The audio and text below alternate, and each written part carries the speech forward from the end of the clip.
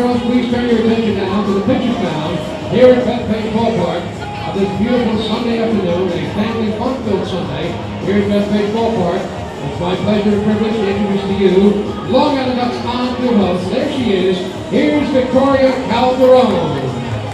Thanks, Bob. Fans, welcome to the Bethpage Ballpark. A big thank you goes out to Atlantic Chrysler Jeep Dodge Rams for sponsoring today's game and the appearance from Spider-Man. Now with me today are two very special guests. First we have Joe Farco, a sales rep with our game sponsor, Atlantic Chrysler Jeep Dodge Ram, and he'll be throwing on a ceremonial first pitch to the Long Island Ducks coach, Buddy Harrelson. All right, Joe, here you go. Great job! Next up is everyone's favorite bud crawler. You've seen him on the big screen and all across the Marvel Universe. Here he is, the amazing Spider-Man!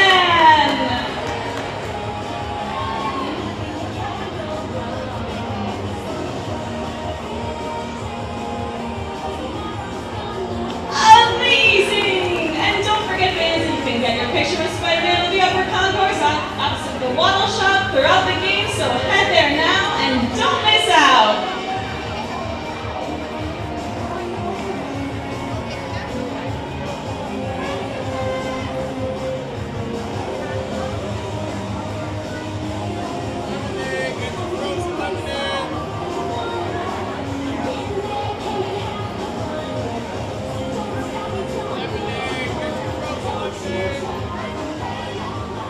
Hey, baseball fans, don't forget this Friday, June the 12th.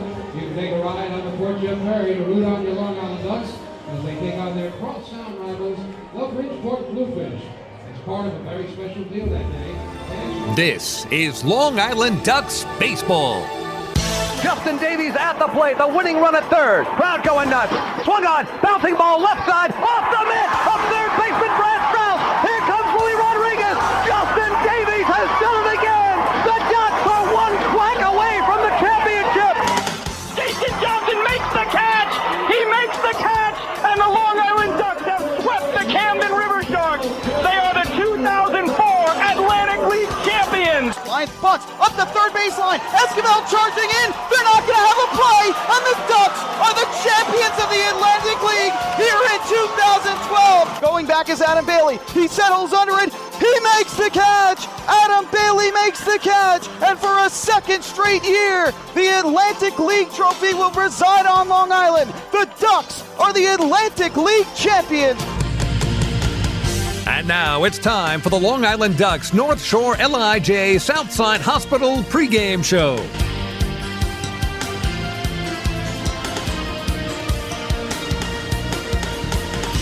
Live from Bethpage Ballpark in Central Islip, New York, this is Long Island Ducks baseball. And this afternoon, the Long Island Ducks welcome the Southern Maryland Blue Crabs in Game 1 of a 4-game series here at the Duck Pond.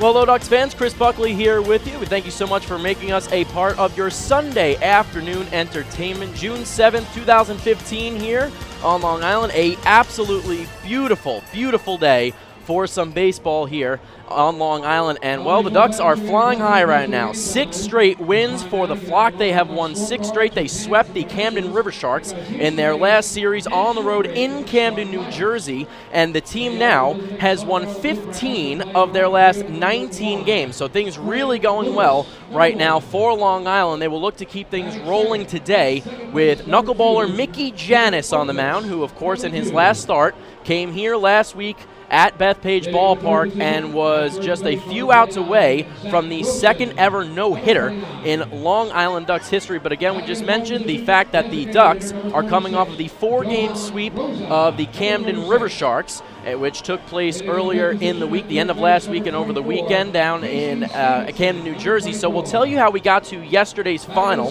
which was a 7-1 Long Island win.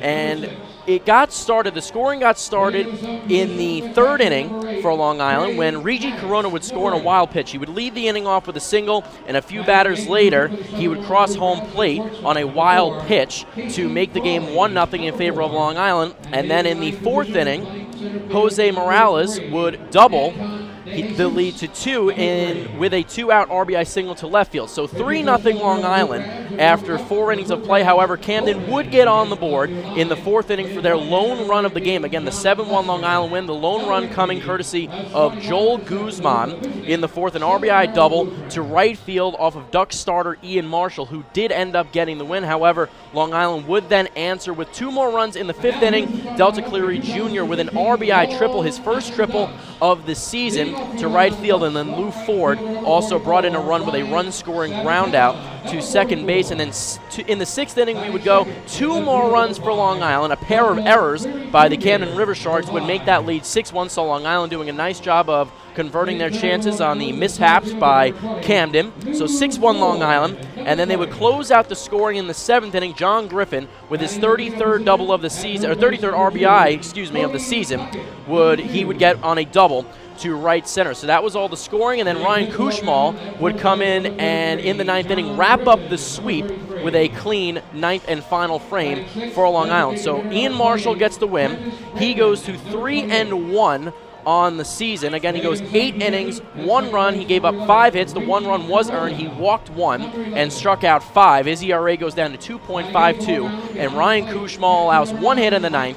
He did not allow a run, 1 walk, and 2 strikeouts. So overall, a very well-rounded effort for Long Island. 3 hits on the day for Cody Puckett, who raised his average to 303. Brian Sabatella, Delta Cleary Jr. each with a hit. John Griffin, Jose Morales, and Regi Corona all with 2 hits apiece. So again, that was how the series wrapped up in Camden, wrapping up that 4-game sweep of the River Sharks on the road, the Ducks' 2nd road sweep in a series so far this season. So that was how we got to the 7-1 final yesterday. The Ducks will look to make it 7 straight here at beautiful Bethpage Ballpark this afternoon when they host the Southern Maryland Blue Crabs. We will step aside when we come back. We'll hear from right fielder Brian Sabatella, got his thoughts on the last series down in Camden, New Jersey, and a couple things moving forward with Mickey Janis on the mound today.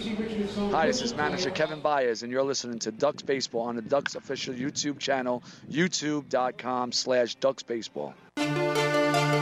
North Shore LIJ Southside Hospital in Bayshore is the healthcare heart of our community. We provide outstanding health care right here at home with centers of excellence in cardiology, orthopedics, neurosciences, women's health services, and much more. Experience counts, and North Shore LIJ Southside Hospital has been around for nearly a century of care. For more information, please call 631-968-3000 or visit us on the web at www.nslij.com.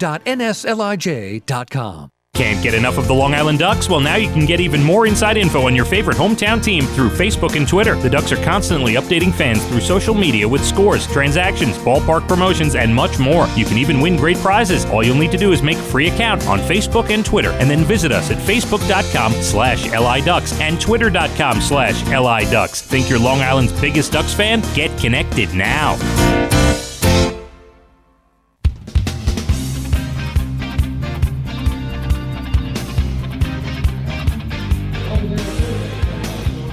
Welcome back to Bethpage Ballpark. Chris Buckley here with you. Ducks and Blue Crabs getting ready to kick off their 4-game set here at the Duck Pond. Well, a couple of minutes ago, got a chance to speak with Long Island right fielder Brian Sabatella, who continues to be the best leadoff hitter in the entire Atlantic League, leads the league in runs, stolen bases, even hits now, just continues to hit the ball. Got his thoughts on Long Island's sweep over Camden and today's game with Mickey Janis on the mound.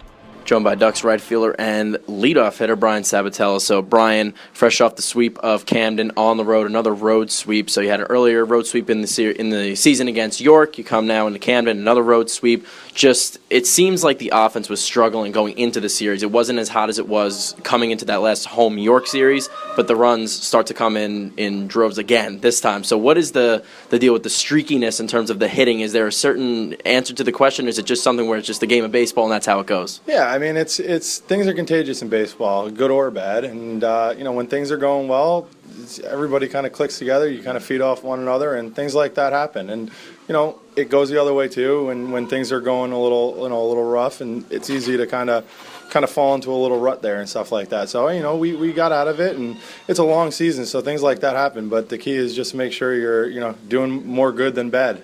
And you've just continued to hit very, very well, leading the league in runs, stolen bases, even hits now over the last years. You really started to jump up the charts. What's been the key for you, just staying in that leadoff role, maintaining that consistency at the top of the order? Yeah, I mean, get an approach and stick to it. And it's easy when things don't go well to try to change and panic and stuff like that. And you don't want to do that. Whether you're, hitting the ball hard for outs or getting weak hits or, whatever it is, you got to just try to get a game plan and stay with it the whole year. And scoring runs and stuff like that, that's the guys behind me. I'm getting on base. That's my job. And obviously if I'm scoring runs, that means they're getting me in and everything like that. So everybody's doing their job there and things work out like that. The last home series, the weather was certainly an issue with the rain, and the beginning of the series was definitely not easy.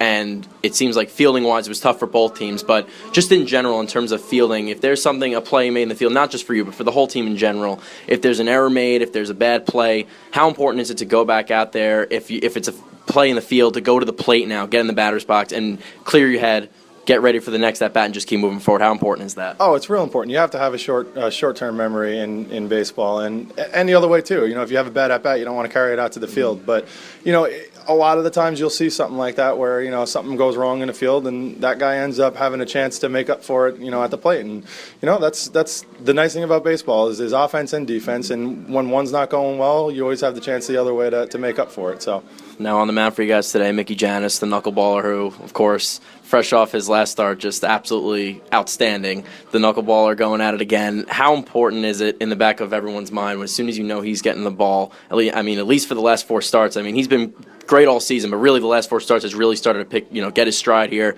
and really started to find a hot streak. What's it like to go out there? Last 2 times, 8 shutout innings, both times just absolutely insane. How important is it for you guys to go out there and be ready in the field for him? It's great. It's nice. All of our pitchers have been consistent all year, starting pitching, relieving, and everything like that. But, you get a guy like Mickey where he's going to go deep in the game. You can get comfortable in the field because, he throws strikes and he makes them put it in play. And when he's on, he's getting guys to swing and miss, which for a knuckleballer, guys generally put the ball in play off a knuckleballer. So, when he's getting guys to swing and miss, things are really on and stuff like that. But it's nice hitting too when in the field you're not going to be out there for long innings and stuff like that. And even if he is giving up hits, he's still battling and he's attacking hitters and stuff like that. And the games keep a nice flow and everything like that. So defensively, offensively, you get comfortable in there. And finally, just in terms of fielding again, is there something that in terms of the alignment that will change when he's pitching? Do you guys do something differently? Will you play a different style or take a different step here, left to the right or front or back? Or is there anything specific that you guys do when he's on the mound? I think the infielders more so than us outfielders. We go over all the hitters before the series and everything like that, and we try to play their tendencies, at least in the outfield, because you don't want to play one way and all of a sudden they give up an easy one that ends up a double or triple or anything like that. But I know the infielders move around a lot. You'll see a couple guys, sliding up the middle, whether it's a lefty or righty, and maybe Griff or Puckett in the hole rather than down the line more. But to an extent, you gotta play the same game. You can't overthink it and overdo it, and all of a sudden you start giving up hits or stupid little plays that you normally wouldn't. Thanks for the time, Brian. My pleasure. Once again, Ducks right fielder and leadoff hitter, number 44. Leading it off today for Long Island, once again, Brian Sabatello. So we'll step aside one more time when we come back. Starting lineups, a quick preview of the pitching matchup, and first pitch between the Long Island Ducks and Southern Maryland Blue Crabs. Hi, this is Bud Harrelson, and you're listening to Ducks Baseball on the Ducks official YouTube channel, youtube.com/DucksBaseball. North Shore LIJ Southside Hospital in Bayshore is the healthcare heart of our community. We provide outstanding healthcare right here at home with centers of excellence in cardiology, orthopedics, neurosciences, women's health services, and much more. Experience counts, and North Shore LIJ Southside Hospital has been around for nearly a century of care. For more information, please call 631-968-3000 or visit us on the web at www.nslij.com. Few places on earth offer the charm and excitement of Fire Island. At Fire Island Ferries, located conveniently at 99 Maple Avenue in Bay Shore, they offer convenient travel to Fire Island 7 days a week. Fire Island is quickly becoming a top destination for families of all ages. Experience the informal, carefree communities, the dazzling night scene, enjoy fine dining, or climb to the top of one of the tallest lighthouses in the United States. But there's only one way to get there, by calling Fire Island Ferries at 631-665-3600 today. For fare and scheduling information, please visit fireislandferries.com.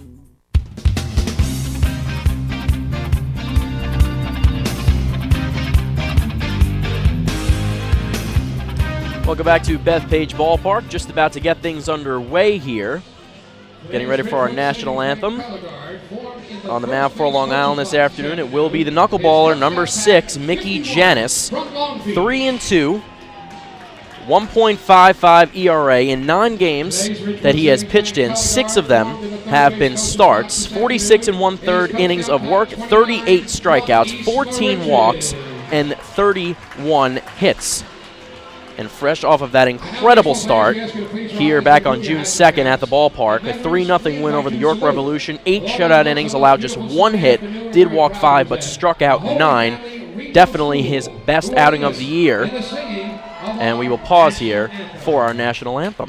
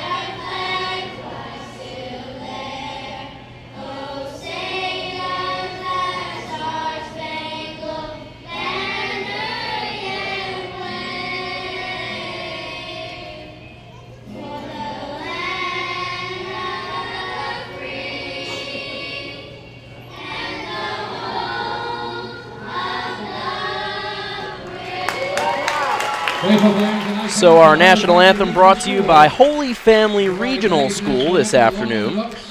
So once again, we just told you Mickey Janis on the mound for Long Island. In his last 4 appearances, 2-0, 24 innings pitched. He has allowed just 1 run. It was earned, but just 1 run. 11 hits in 24 innings, 23 strikeouts. So Mickey has just been on fire of late. 2 straight 8 shutout inning starts. 1 against Somerset on the road back on May 28th, and then again that near no-hitter here at Bethpage Ballpark late last week against the York Revolution. That game against Somerset did turn into a 1-0 loss in extra innings to the Pats, but the game against the Revs turned into a 3-0 win for Long Island. So the starting 9 in the batting order for the Blue Crabs. Leading it off will be the right fielder, number 1, Fred Lewis. The second baseman, number 2, Jake Opitz, will hit second. Number 29, Zach Wilson, the first baseman, will hit third.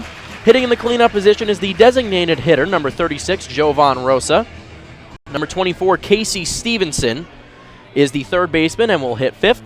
Jamar Walton, number 6, will play left field and hit sixth. Craig Maddox, not Greg Maddox, C-R-A-I-G, Craig Maddox, number 8, will catch and hit seventh. Number 4, Casey Frawley, will be the shortstop and hit 8th.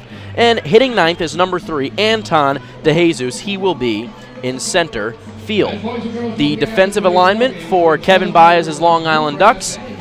Around the horn from third to first, as usual. Number 2, Cody Puckett at third. Number 12, Dan Lyons, is between second and third at shortstop. Number 11, Regi Corona, will play second. And number 33, John Griffin, as always, is at first base. Around the outfield, left to right, number 5, Delta Cleary Jr., now in sole possession of the highest batting average on the Long Island Ducks. Number 5, playing left field.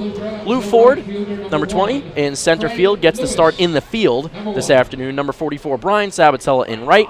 The DH is number 28, Prentice Remen. Behind the dish is number 9, Mike Blank. And, of course, Mickey Janis, the knuckleballer, trying to keep that streak of great outings going here this afternoon against the Southern Maryland Blue Crabs, who come in with the best record in the Freedom Division. They are in first place right now at 24-17. First pitch is a knuckleball outside, up and away for ball 1 to number 1, Fred Lewis, and this game is underway. Once again, we thank you for making us a part of your Sunday afternoon entertainment. Next pitch, swing and fouled off left side over the Blue Crabs dugout, and out of play. The count goes even at 1-1. The official Suffolk Transportation Services start time of the game, 1:37. So 1:37, the official start time this afternoon. Next pitch, swing and a miss. It was foul tipped into the glove of Mike Blank. Temperature of the ball game, 68 degrees. And a very comfortable, beautiful 68 degrees here at Bethpage Ballpark. 1-2 count. The pitch from Janis. He deals. Hit out in the left field, falling, but Delta Cleary Jr. is there, and he makes the catch for the first out. So one away here in the top of the first. Lewis is retired to left field. So Jake Opitz, the second baseman, will be the batter for Southern Maryland, hitting from the left side of the plate.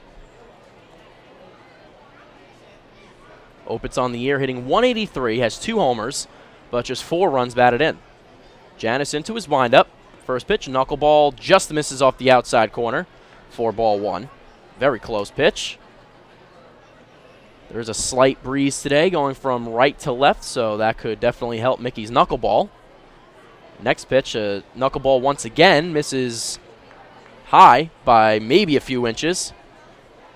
2-0. Janis works quickly. Next pitch, fastball, hit up the middle, off the mound, but goes right to Dan Lyons at short, moves to his left to throw to first, and there's 2 away.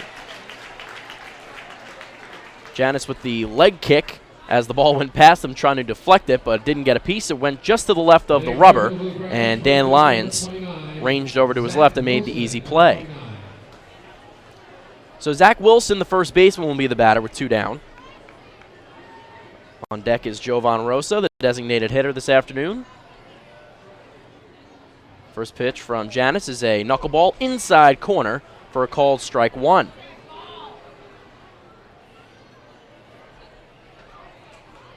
Wilson hitting from the right side. Swing and a miss. Another knuckleball goes from left to right, dancing through the strike zone. Beautiful pitch from Mickey, and he is ahead 0-2. The 0-2. Swing and a miss. Janis gets the strikeout to close out the first inning. Wilson goes down swinging, and that's all for the top of the first. No runs, no hits, no errors, no one left on base. A 1-2-3 very clean inning for Mickey Janis as we go to the bottom of the first. The Long Island Ducks coming up to bat. Hey fans, this is outfielder and hitting coach Lou Ford, and you're listening to Ducks Baseball on the Ducks official YouTube channel, youtube.com/DucksBaseball.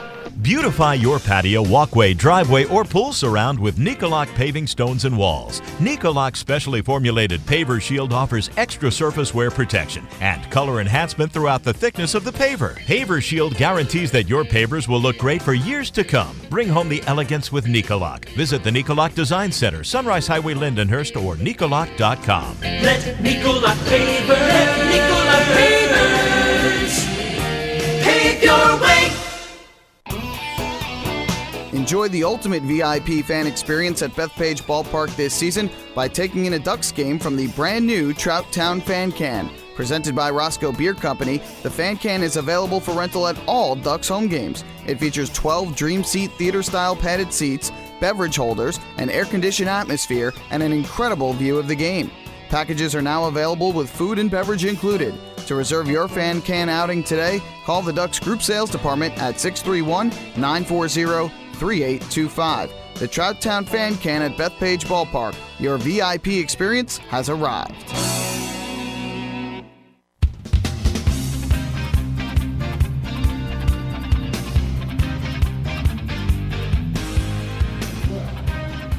The Ducks Municipal Credit Union have teamed up this season to present the Walk with a Purpose promotion. Every time a Long Island Ducks player walks, Municipal Credit Union will make a donation to the Quacker Jack Foundation. Municipal Credit Union, serving members since 1916. So Long Island coming up to bat here against right-hander John Lester. No, not that John Lester of the Chicago Cubs, of course, formerly of the Boston Red Sox as well. This is right-hander John Lester of the Southern Maryland Blue Crabs, who deals a first-pitch fastball on the inside corner to Brian Sabatella for strike one. Lester, 6'3", 220 out of Mariposa, California, 36 years old. Next pitch, a fastball again, outside corner, called strike two, 0-2 to Brian Sabatella. On the year, Lester, 1-0 with a 1.20 ERA in 3 games. They've all been starts, 15 innings of work, 10 strikeouts, 6 walks, and 13 hits. Chopped to short off the bat of Sabatella. Fielding it cleanly is Frawley, and throws over to Zach Wilson at first, 1 away. So a quick 3-pitch out for Lester. Sabatella goes 6-3. So Delta Cleary Jr. hitting second this afternoon, playing in left. We'll give the rest of the 1 through 9 for Kevin Baez. Number 20, Lou Ford, hits third. Number 2, Cody Puckett, the third baseman, will hit in the cleanup position. John Griffin, the first baseman, hits fifth. Hitting sixth, the DH Prentice Redmond, number 28. Reggie Corona, the second baseman, hits seventh. First pitch to Cleary Jr., fastball inside corner, 0-1. Mike Blank, the catcher, number 9, will hit eighth. And number 12, Dan Lyons, the shortstop, hitting ninth. The 0-1 to Delta. Off the end of his bat, foul, hit hard over the Southern Maryland dugout and out of play. 0-2. Defensively for the Blue Crabs, around the horn, Casey Stevenson at third, Casey Frawley at short, Jake Opitz at second, Zach Wilson is the first baseman. The 0-2 to Delta. Hit over to second base, a slow roller. Easy play for Opitz, he's up with it. And to first base, and there's 2 away. Left field to right field, Jamar Walton, number 6, out in left. Anton DeJesus, number 3, will be in center field. Number 1, Fred Lewis, plays in right field. Behind the plate, once again, is Craig Maddox. And John Lester on the mound for Southern Maryland. So Lou Ford to be the batter here. Hitting from the right side, of course. First pitch fastball is a called strike on the outside corner, 0-1.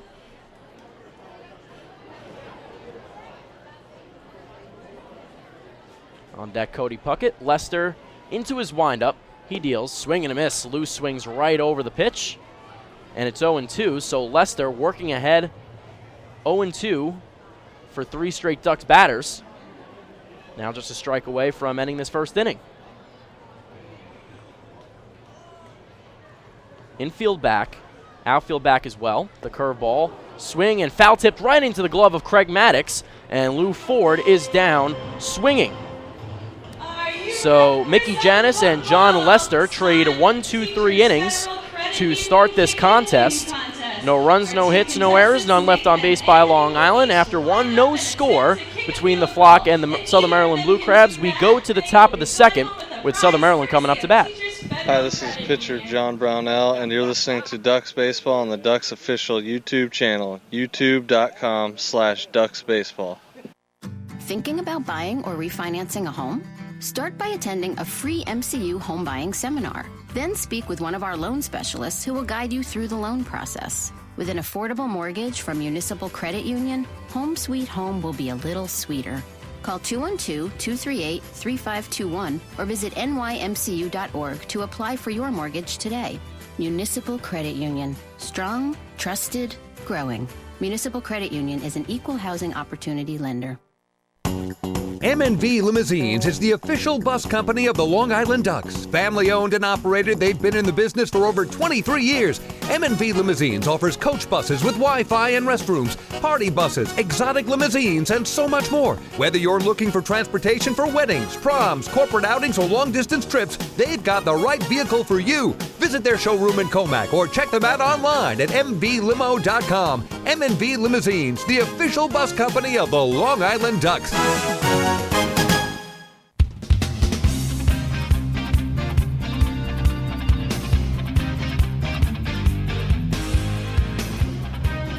The Ducks Health Report is brought to you by Island Shore Physical Therapy, the official therapist of the Long Island Ducks. And just as it's been for a significant amount of time now, it is a clean sheet. Everyone is good to go for the Long Island Ducks. No injuries to report to you.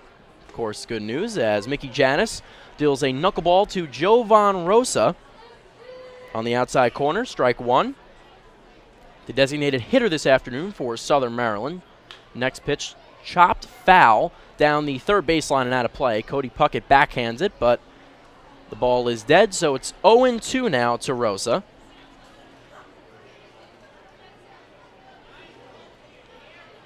Janis working ahead as he tends to against most batters. Next pitch, check swing, and Rosa went around, says home plate umpire Frank DeJesus, and there's one away. Or Fred DeJesus, excuse me. One down in the top of the second. Janis with his second straight strikeout.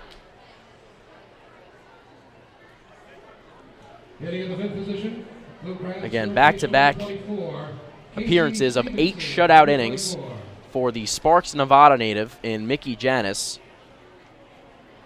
Has just been outstanding. Knuckleball low and in, misses, bounces in the dirt to third baseman Casey Stevenson. Stevenson hitting from the left side is ahead 1-0 in the count. Janis into the windup, knuckleball. Fisted foul, third base side. Cody Puckett ranges over but watches it at the last moment. Tail into the stands, out of play to bring the count even at 1-1. Stevenson hitting .267 on the year, no homers, has 14 runs batted in.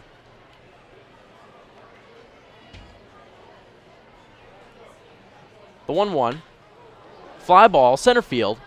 Should be easily playable for Lou Ford. He settles under it, reaches up, and makes the catch for the second out of the top of the second. So it brings up left fielder Jamar Walton, number 6, hitting from the left side once again. Batting in the 6th position, the left fielder number 6, Jamar Walton, number 6. Walton 2 for 2 in his last game, had a run batted in. Had a 7-game hitting streak from May 20th to June 2nd. First pitch to Walton. Knuckleball misses on the outside portion of the plate, 1-0. Next pitch, hit out into center field. Lou Ford charging, and is he going to get there in time? He will, for the third and final out. Nice play by Lou Ford, the 38-year-old. Comes charging in and makes the nice catch to retire the side. So 2 straight putouts for Lou Ford, and it's another 1-2-3 inning for Mickey Janis. No runs, no hits, no errors, none left on base for Southern Maryland. We go to the bottom of the second. Ducks coming up to bat, no score. Hi, this is shortstop Dan Lyons. You can follow me on Twitter at @TheDannyLyons, and you're listening to Ducks Baseball on the Ducks official YouTube channel, youtube.com/DucksBaseball. The results are in. Thousands of PSEG Long Island customers participated in our energy efficiency programs, saving nearly $35 million. Being energy efficient helps our environment too. Together, we've eliminated 21,000 cars worth of emissions in 2014. Thank you, Long Island. We're all making a difference. Discover how we're improving every day to bring you better service at www.pseglyny.com/efficiency. Have your birthday at the ballpark this season and celebrate with the flock. Kona Ice birthday party packages with the Long Island Ducks are now available. Each package includes 10 box seats, a commemorative birthday t-shirt and autographed baseball, a pizza and Kona Ice party in the Hebrew National Picnic area, and so much more. Best of all, the birthday child will stand on the dugout while the entire crowd sings happy birthday. Reserve your party today by calling the group sales department at 631-940-3825. Kona Ice birthday parties with the Long Island Ducks, a once-in-a-lifetime experience.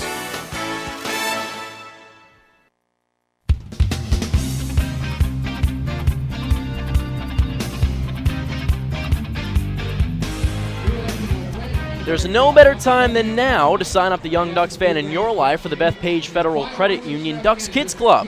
Children 14 and under will receive exciting gifts, discounts on merchandise, and unique experiences that only come with being a member. Sign up today by visiting www.liducks.com or by calling 631-940-3825. 825. Bottom of the second, Chris Buckley here with you, bringing you all the play-by-play action. We thank you for making us a part of your Sunday afternoon entertainment. Cody Puckett, the batter for the Flock, against right-hander John Lester for Southern Maryland. First pitch, a fastball outside for ball one. Puckett hitting .303 on the year now, had 3 hits yesterday. Swings at the second pitch and hits it foul. First base side, but playable for Zach Wilson, who reaches up, looking into the sun, and makes the catch for the first out. So one down for number 18, Lester, on the mound for the Crabs. And John Griffin, the first baseman now, will be the batter. Has raised that average up to .282, has 8 homers on the year now, leads the Long Island Ducks, 33 runs batted in. Second behind Lou Ford for the team lead, has 18 runs, has walked 16 times, stolen 2 bases. And Griffin has really, after a slow start, really turned his season around. First pitch is a fastball low and away in the dirt, ball one.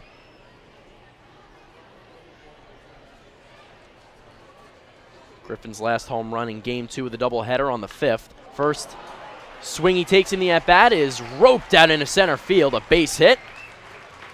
So John Griffin is aboard at first base with a single. Nice piece of hitting. Fastball right below the knees, and he goes down and swats it. And it brings up Prentice Redmond, this afternoon's designated hitter.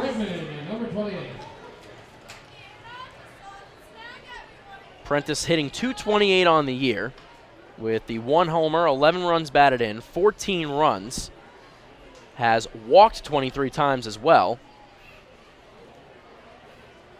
First pitch from Lester, and Redmond socks one foul, very foul, and out into the parking lot down the left field line, but he hit it very hard. A long strike in the end, and it's 0-1.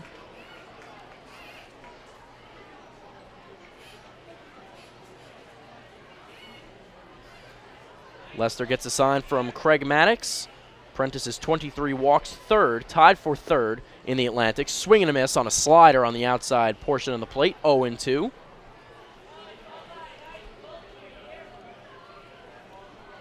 Prentice, of course, with that incredible streak where he reached base the first 19 games that he was a Long Island Duck, and many of those games that on-base streak was extended because of a base on balls.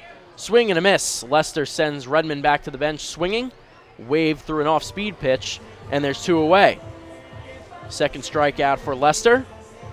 2 down in the bottom of the second. Regi Corona will be the batter for Long Island. Regi with the average at .290 now. Was once hitting .400 this year, and then went through a brutal streak where he nearly went 30 at-bats without a hit, but has padded things, I suppose you could say, by keeping the average right below 300 because it plummeted very quickly, but has now stabilized it. First pitch fastballs on the outside corner, strike 1.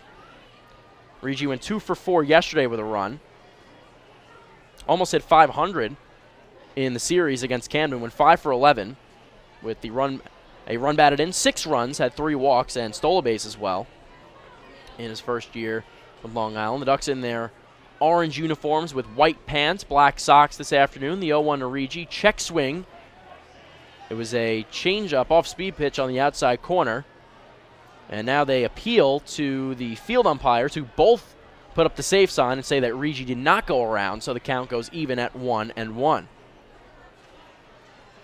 Craig Maddox was looking for some help there. Initially, DeJesus did not ask for help, but then once prompted, did so. Lester motions to Maddox to go through the signs again, wiggles the finger around. Now comes set.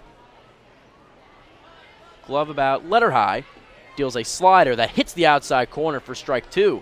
Regi doesn't like it, immediately dropping his shoulders and looking at Fred DeJesus behind home plate, looking for an explanation as to why that was a strike. But the count is 1-2, 2 down here, bottom of the second. No score still between the Ducks and Southern Maryland Blue Crabs. First of a 4-game series. The Ducks 4 games back of the Somerset Patriots in the Liberty Division. Going is Griffin. Ball in the dirt. Up with the ball is Maddox, but he's not going to throw. And John Griffin is standing on second base with his 3rd stolen base of the season. So the tall, lanky first baseman swipes a bag and gets himself in scoring position with 2 down.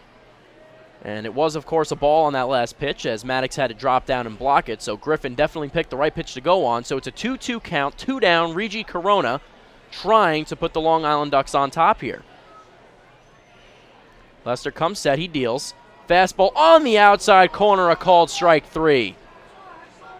Regi talking to Fred DeJesus. He did not like the call, but it is a strike 3, and Regi is down looking, the 3rd strikeout for Lester.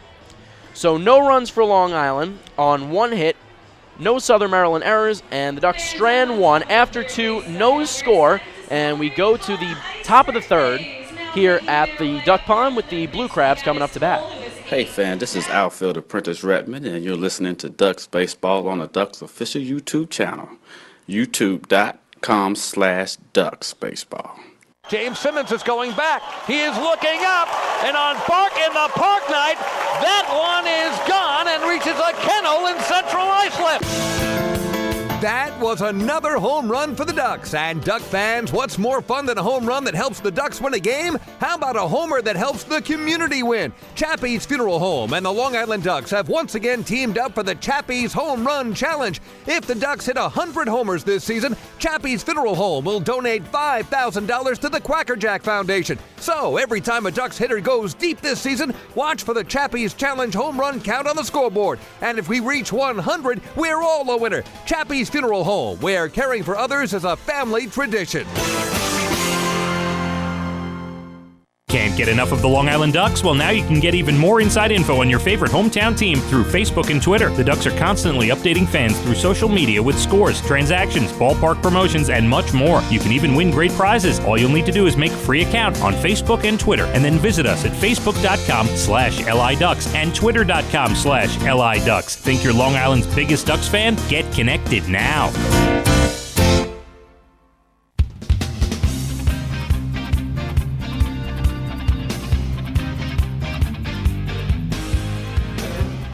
Discover the difference at Huntington Honda and find Long Island's all-star lineup of over 1,200 new Hondas.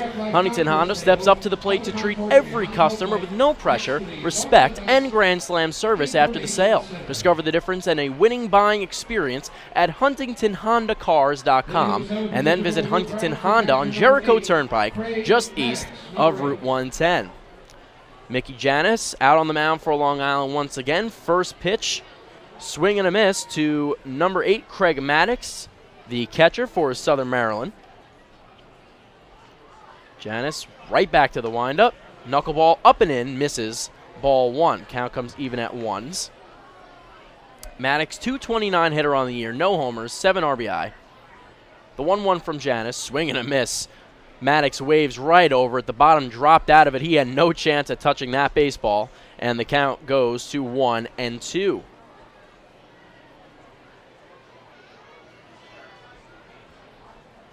1-2 from Janis. Knuckleball misses outside. It was dancing, but went the wrong direction. And Mike Blank snags it. Count goes to 2-2. Mike Blank and Jose Morales, both capable of catching the knuckleballer, Mickey Janis. And Maddox lofts one out into right field. It falls behind Regi Corona and in front of Lou Ford. And that is the first hit of the game for the Southern Maryland Blue Crabs. So this time, Mickey Janis not going to be able to go all the way into the 8th inning without yielding a hit. Southern Maryland gets their first hit of the afternoon here in the top of the 3rd. So number 4, Casey Frawley, the shortstop, hitting from the right side, will be the batter.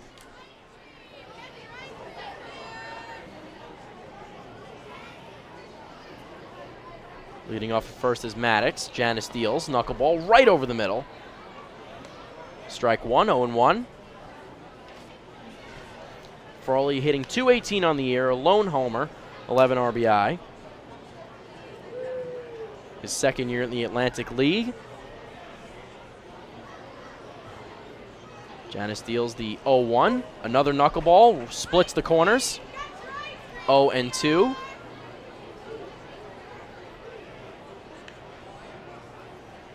Frawley drafted by the Cleveland Indians in the 17th round in the 2009 draft. Next pitch from Janis, fastball.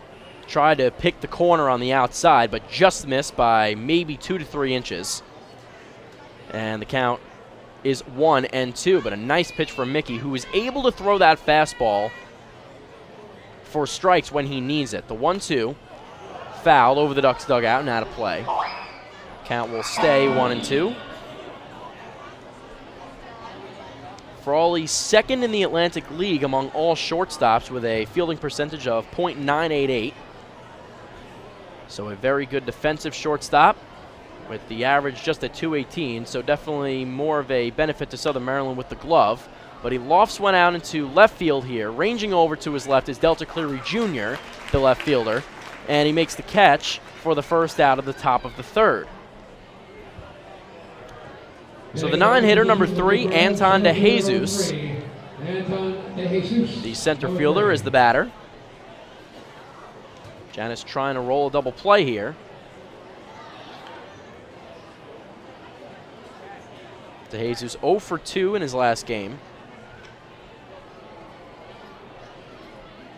Janis comes set at the letters. First pitch, knuckleball, inside, up and in, ball 1. So between these two teams, the 142nd all-time meeting. The Ducks and Blue Crabs. Southern Maryland with the 77-64 overall lead in that all-time series. Next pitch, a fastball right on the outside, Black, for a called strike 1. Count goes to 1-1. The Blue Crabs actually have the advantage here in Central Islip, 38-35. The two teams have split the 4 games they've played so far, 2-2. Next pitch, knuckleball bounces on top of home plate, and Mike Blank with the nice block. Keeps it in front of him, prevents Maddox from advancing to second base. Count is 2-1. Mickey comes set, left leg up, going is Maddox. The throw from Blank, if it's there, it's in time by plenty of time, but it's off the mark. And Dan Lyons gets pulled a good 5 feet off of second base just to make the catch, and Craig Maddox has the stolen base. Blank had plenty of time to throw out the catcher from Southern Maryland. If the ball was there in time and on the mark, he was out by a mile, but the throw sailed far right, and Lyons was far out of position. So it's a 2-2 count now with 1 down. Knuckleball misses low and away for ball 3. So DeJesus works the count full, and Janis with an important pitch coming up to the lefty-hitting Southern Maryland left center fielder.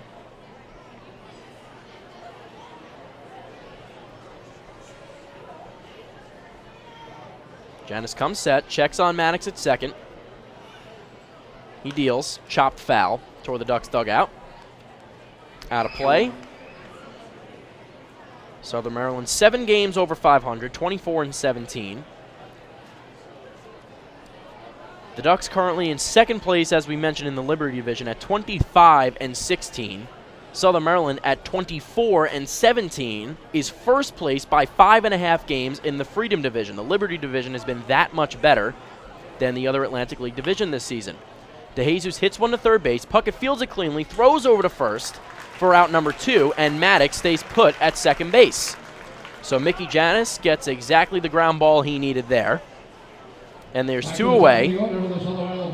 Top of the order, we go again. It's Fred Lewis, the Southern Maryland right fielder, to be the batter. With 2 down here, Maddox still at second base.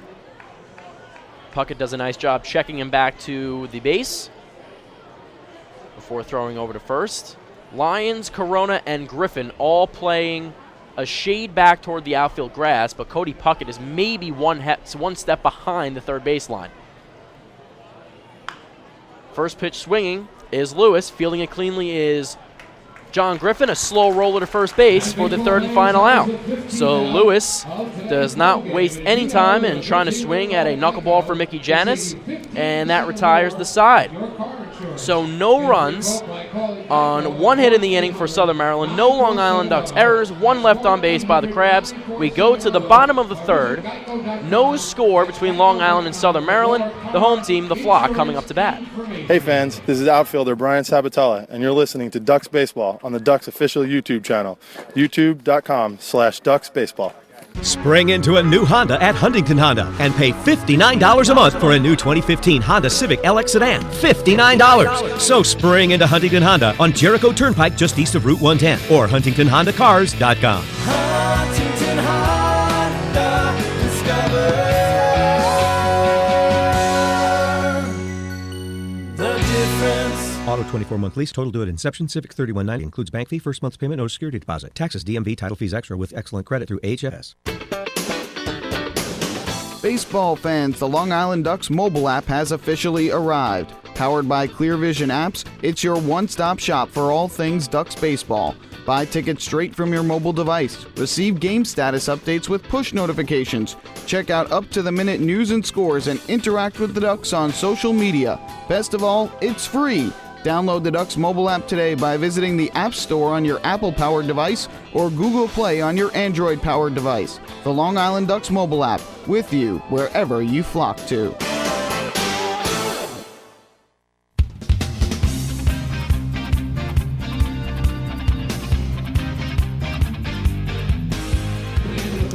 Hey Ducks fans, the final out of the top of the third inning was the 15th out of today's ball game. Did you know that a 15-minute call to Geico could save you 15% or more on your car insurance? Get a free quote today. Call 1-800-947-AUTO. That's 1-800-947-AUTO or visit geico.com. Ducks catcher Mike Blank will be the first batter of the bottom of the third, number 9, hitting from the right side. On the year, Mike hitting .263, has not hit a home run, 6 RBI, has scored 3 times. Hitting 8th in the lineup this afternoon. First pitch from Lester, a fastball in the outside corner, misses, low and away, 1-0.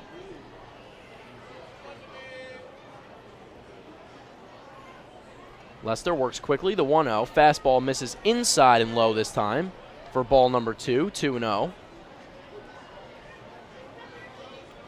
Lester drafted, ironically, in the 11th round by the Chicago Cubs in the 2000 MLB draft. And the more famous, well-known John Lester, currently pitching for the Cubbies. Fastball inside corner, 2-1. And Lester does have some Major League experience as well. Next pitch, a slider, misses off the outside edge for ball 3, 3-1. The right-hander making his Major League debut back in 2004. Pitched in 32 games for Chicago. Swinging a line drive foul down the third baseline into the corner. Full count. 32 games for Chicago. Went 5-1, 3.89 ERA. Struck out 35 and walked 15.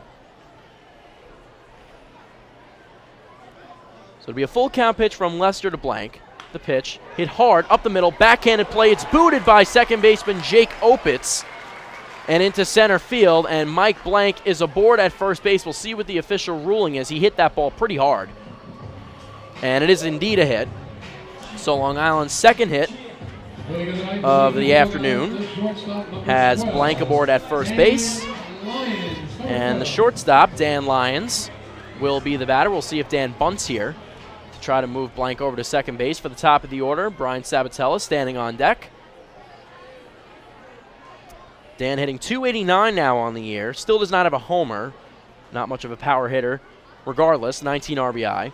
First pitch from Lester. Hit hard on the ground, but right to shortstop. Frawley flipped to second for Opitz on the first. And it's a tailor-made 6-4-3 double play. And there's 2 away here. First pitch swinging was Dan Lyons. And with one swing, Lester gets 2 outs. So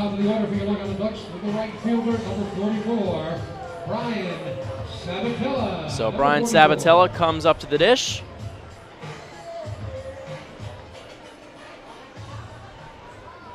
Still scoreless here, bottom of the third from Bethpage Ballpark.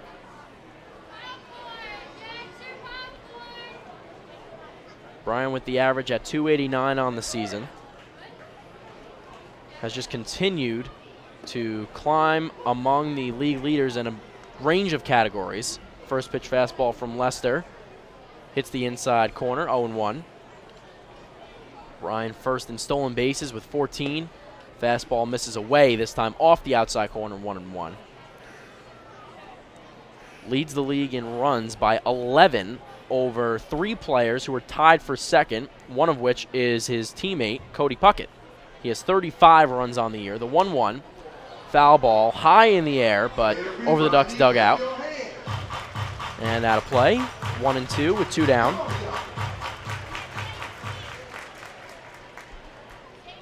Also leading the league in hits now with 52. And again, Cody Puckett's right behind him. He is second with 50. The 1-2 from Lester bounces in the dirt. Curveball that Maddox has to jump up and over to his right just to block, even though there's no one on base here in the bottom of the third for Long Island. 2 down with Sabatella at the plate. It's a 2-2 count. Lester able to work from the windup with the bases cleared. Hands over his head. He deals the 2-2. Dropped by Maddox. It was a slider on the inside that Maddox just couldn't handle. It bounced out of his glove toward the Ducks dugout, and it'll be a full count. And a 3-2 pitch coming to Bryan.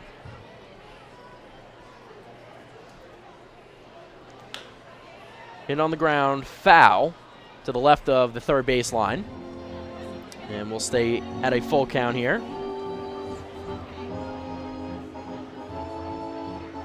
Sabatella also with 12 doubles on the season is among the league leaders.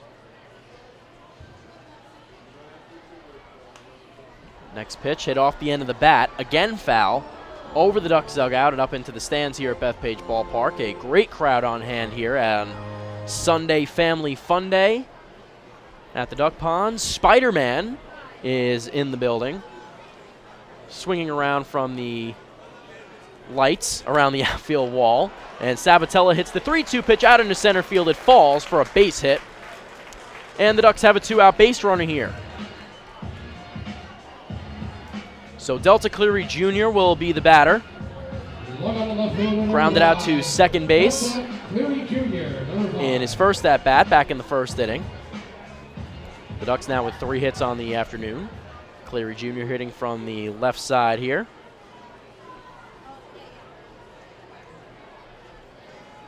Sabatella again with those 14 stolen bases on the year, leading the league. Lou Ford on deck. And now time called by Delta as he steps out.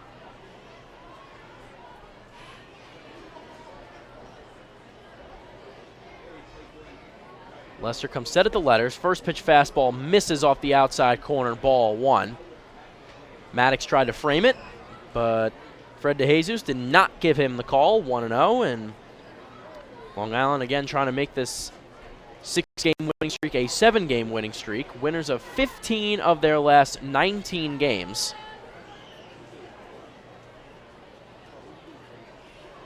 The 4-game sweep of the Camden River Sharks at the end of last week. Over the weekend as well. Yesterday they played, 7-1 win.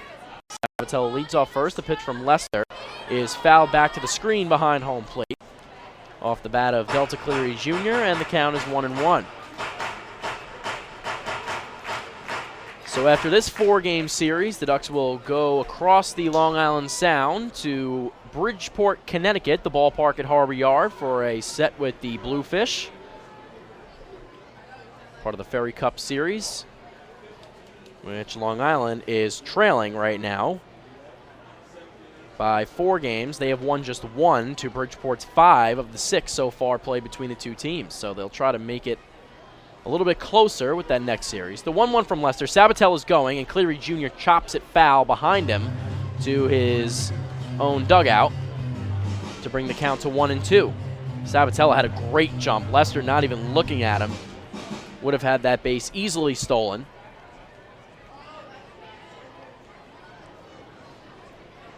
Lester did not pitch in 2012 or 2013, but then last year pitched in the Mexican League with the Mexico City Red Devils.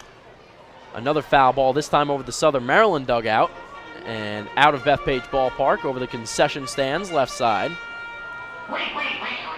3-3 with a 5.74 earned run average for the Mexico City Red Devils in 2014, and now, of course, here with the Blue Crabs at 36 years old.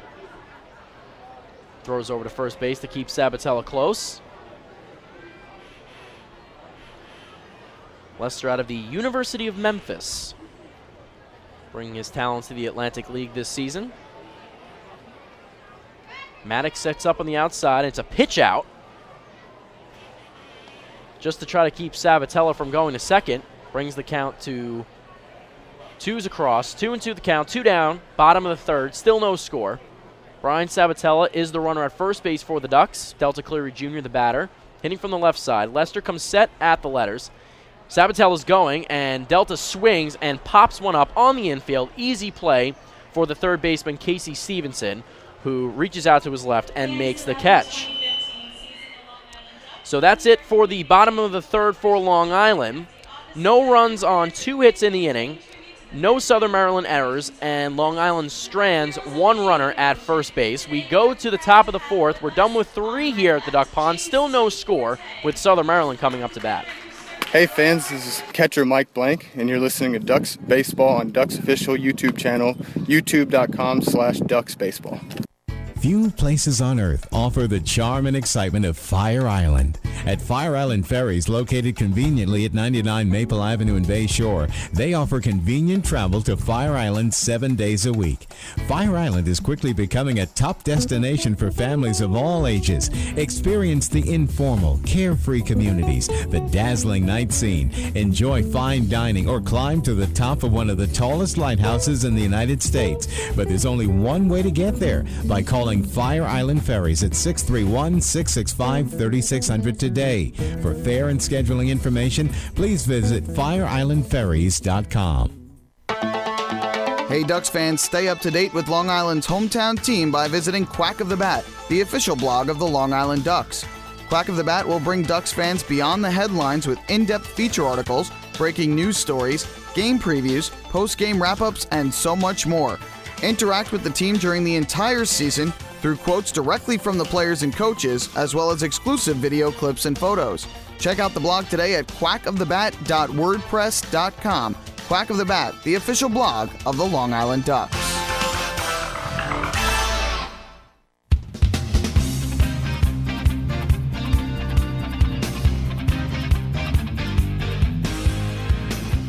Back here at Bethpage Ballpark, we go to the top of the fourth. Mickey Janis working against Southern Maryland second baseman Jake Opitz, who hits from the left side. And Opitz hits one right to the first baseman, John Griffin. Opitz barely took 2 steps out of the batter's box before he was officially retired. And there's one down here in the top of the fourth for Mickey Janis, who will now face first baseman Zach Wilson, who is 0 for 1, struck out in his first at-bat. Mickey waits for Wilson to step in. Already is set into the windup. First pitch, fastball, outside corner, called strike, 0-1. Janis continues to deal scoreless inning after scoreless inning for the Flock. Next pitched a knuckleball that Wilson barely got a piece of on the outside portion of the plate. Chops it back toward his own dugout, and the count is 0-2. Wilson hitting from the right side. Just got a piece of that knuckleball. And he chops it back behind home plate across the spray-painted Ducks logo. Bat boy will retrieve it. Count will stay at 0-2. Janis deals a knuckleball again. A long swing from the first baseman Wilson just to try to make contact with it. He did get the wood on it and sent it toward his own dugout. 0-2 the count once again.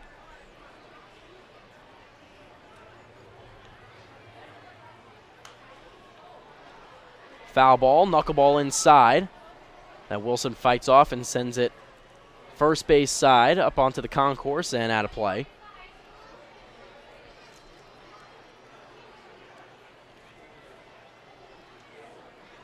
Mike Blank flashes the sign to his battery mate. Next pitch, hit high in the air, left center field. Lou Ford and Delta Cleary Jr. range it back. Lou trying to run it down. He does, about a few steps in front of the warning track, and there's 2 away. Great play by the Long Island center fielder in Lou Ford, who ran a mile just to track that one down, and as he was approaching the warning track and the wall in deep, deep left center, was able to reach up and make the catch for out number 2. Designated hitter number 36, Jovan Rosa. So Jovan Rosa is the batter, and Lou Ford can still run. That much is for sure. Has just 1 stolen base on the year, but that doesn't really tell the whole story. If you watch him as Rosa ropes one up through the chute and into center field for a 2-out single, if you watch him run around the bases, run around the outfield, does not start every day in the field, will be the designated hitter as much as he plays center field, but can still track down a baseball, and that play was a prime example of what Lou Ford brings to the table. So Rosa aboard at first base, and it will be Casey Stevenson, the third baseman, the batter, hitting from the left side. First pitch knuckleball on the outside corner.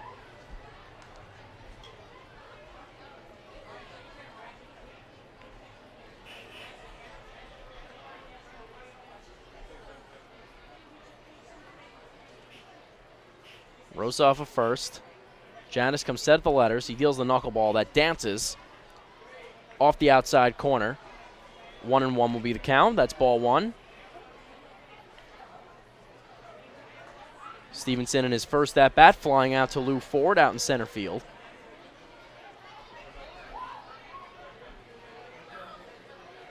Next pitch, a knuckleball. This time dances on the outside corner for a strike. And it's 1-2. The pitch prior just went the other direction. And that time, Janis got the movement he wanted. The 1-2 bounces. Mike Blank blocks it as it rolls up the first baseline. But Blank comes out to retrieve the baseball, and Rosa does not go anywhere.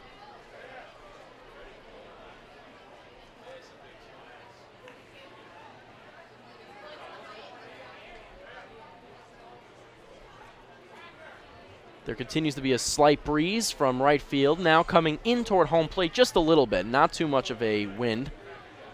Knuckleball outside portion in the righty batter's box for ball 3. It'll be a full count to Stevenson.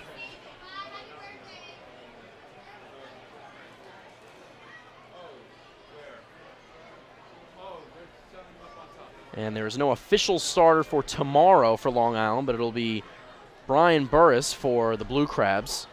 And then it'll be Billy Buckner on Tuesday for Long Island, and Andrew Barbosa on Wednesday. Going is Rosa, swinging is Stevenson. He chops it foul down the first base line and into the photographer as well. Count will stay at 3-2.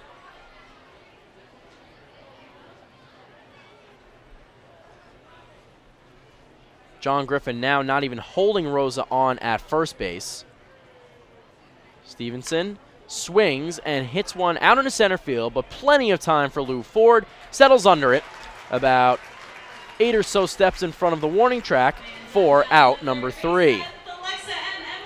So Stevenson is retired in the inning. No runs on 1 hit, no Long Island errors, and Southern Maryland strands 1. And we go to the bottom of the 4th. Still no score between the Flock and Blue Crabs. Long Island's coming up to bat trying to get a lead. Hey fans, this is Jose Morales, and you're listening to Ducks Baseball on the Ducks official YouTube channel, youtube.com/DuckBaseball.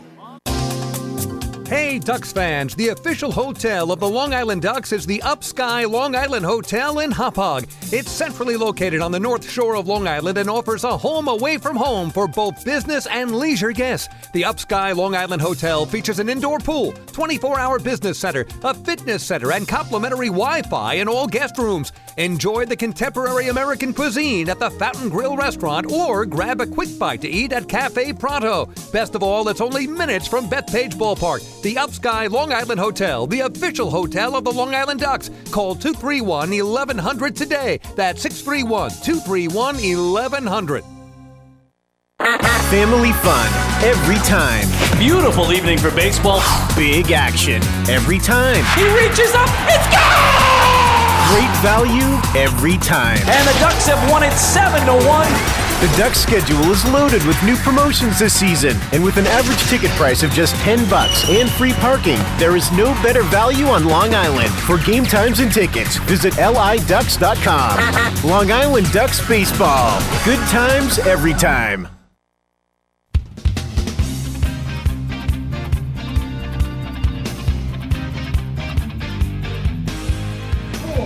To the bottom of the fourth inning we go from Bethpage Ballpark. It'll be Lou Ford to get things started here for the Flock against Southern Maryland starter John Lester, who is into his windup, and the first pitch is a curveball right down the middle of the plate for called strike one to Lou.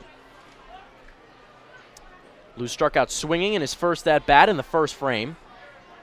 The 0-1 from Lester, and Lou chops one up the middle. Fielding it cleanly is Frawley. He had a run over to his left and now throws over to first base to Zach Wilson for the first out. So Lou goes 6-3. Cody Puckett, the third baseman, will be the batter, hitting in the cleanup spot.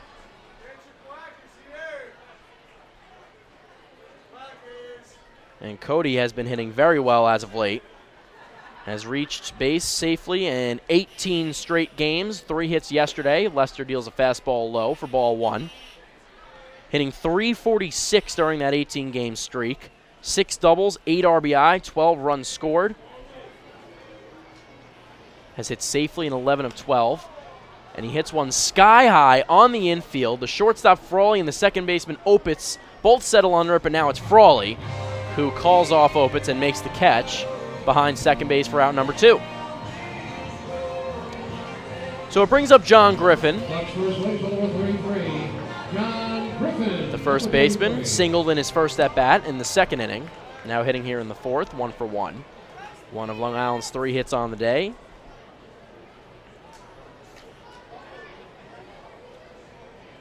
John at 6'6", 220 pounds.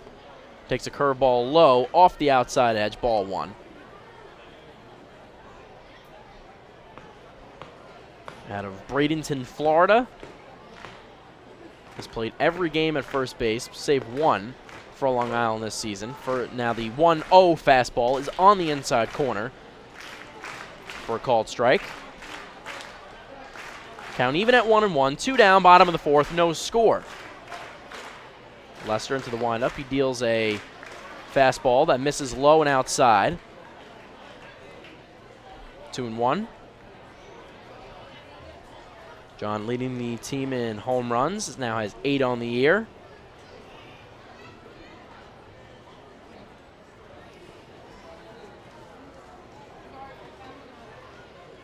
Lester takes a while to get a sign, but now has one.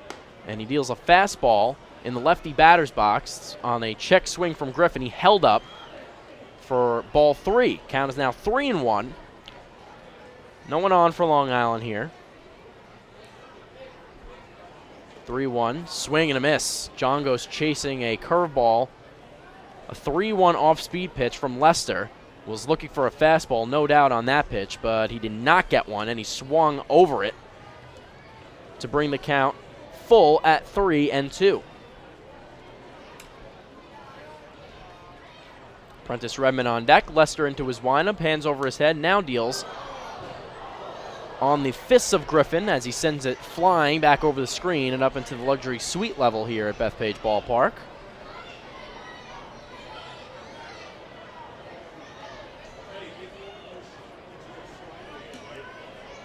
Lester, like Janis, works quickly. Both righties, the 3-2. Griffin swings and hits one into the ground, foul down the third baseline. Goes off the end of the Southern Maryland dugout and then back out toward Ducks manager Kevin Baez, who of course is coaching third base. And Kevin getting his 300th career victory as the manager of the Long Island Ducks in Game 1 of Friday's doubleheader against the Camden River Sharks. The 3-2 to Griffin is ball 4, fastball up above the letters. And the Ducks have a 2-out base runner here. And fans, that is another Municipal Credit Union walk with a purpose. Every time a Ducks batter walks, the Quackerjack Foundation wins. So Prentice Redmond, the DH, will be the batter. Struck out swinging in his first at-bat. Prentice Redmond, number 28.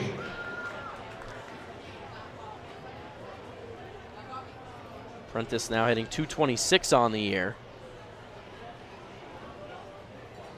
Griffin, who has stolen a base in this game already, standing at first base. First pitch, fastball inside, 1-0.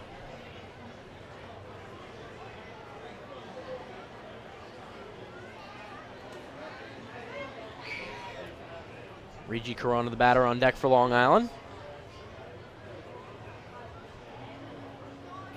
Redmond takes a fastball in the inside corner for strike one. 1-1 the count now. 38 runs on 52 hits in the series against the Camden River Sharks for an average of 9.5 runs and 13 hits per game. That was the offensive numbers for Long Island against Camden, as Redmond swings at a 1-1 off-speed pitch, lofts it out into left field, an easy play for Jamar Walton for the third and final out of the fourth inning. So no runs, no hits, no errors from Southern Maryland in the inning. The Ducks strand one, and after 4 full innings from the Duck Pond, there's no score between the Ducks and Southern Maryland Blue Crabs. They are coming up to bat in the top of the fifth. Hey fans, this is Sergio Perez, and you're listening to Ducks Baseball on the Ducks official YouTube channel, youtube.com/Ducks Baseball. Beautify your patio, walkway, driveway, or pool surround with Nicoloc paving stones and walls. Nicoloc specially formulated Paver Shield offers extra surface wear protection and color enhancement throughout the thickness of the paver. Paver Shield guarantees that your pavers will look great for years to come. Bring home the elegance with Nicoloc. Visit the Nicoloc Design Center, Sunrise Highway, Lindenhurst, or Nicoloc.com. Let Nicoloc Pavers, pave your way. Enjoy the ultimate VIP fan experience at Bethpage Ballpark this season by taking in a Ducks game from the brand new Trout Town Fan Can. Presented by Roscoe Beer Company, the Fan Can is available for rental at all Ducks home games. It features 12 Dream Seat theater-style padded seats, beverage holders, an air-conditioned atmosphere, and an incredible view of the game. Packages are now available with food and beverage included. To reserve your Fan Can outing today, call the Ducks Group Sales Department at 631-940-3825. The Trout Town Fan Can at Bethpage Ballpark. Your VIP experience has arrived.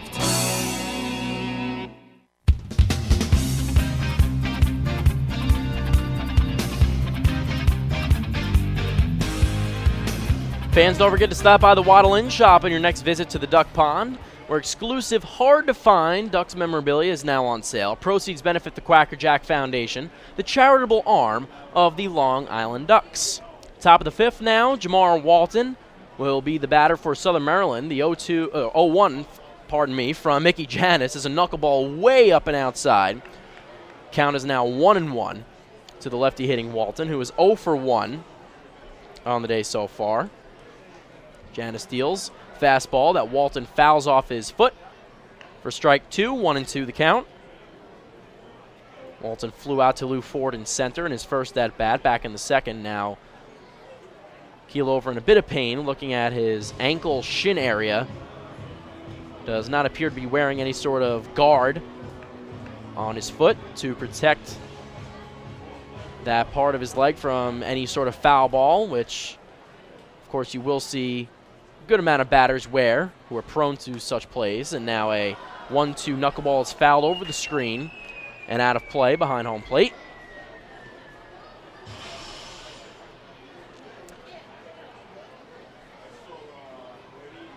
Janis into the windup, the 1-2. High in the air, left side.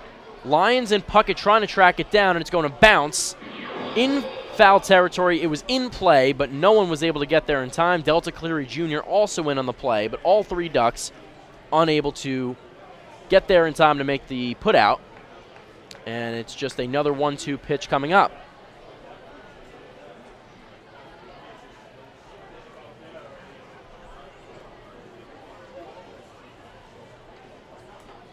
Mickey hands over his head into the windup.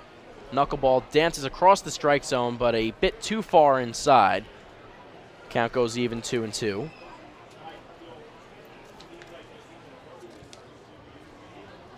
Next pitch, another knuckleball that bounces off the shin guards of Mike Blank, who dropped to his knees, and a ricocheted back toward the Southern Maryland dugout to make the count 3-2. Mickey Janis came into the game today with 38 strikeouts, which was good for 5th among league leaders.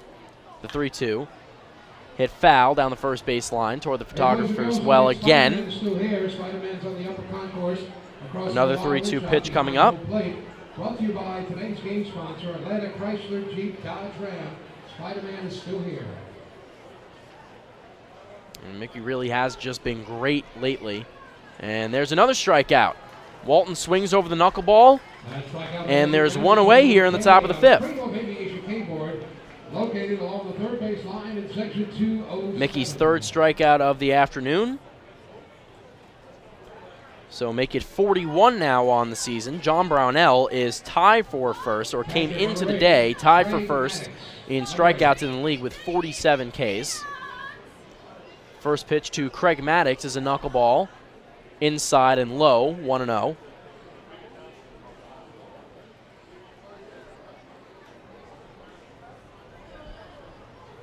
A 1-0 from Mickey. Hit off the end of Maddox's bat. A screamer toward the screen behind home plate. 1-1.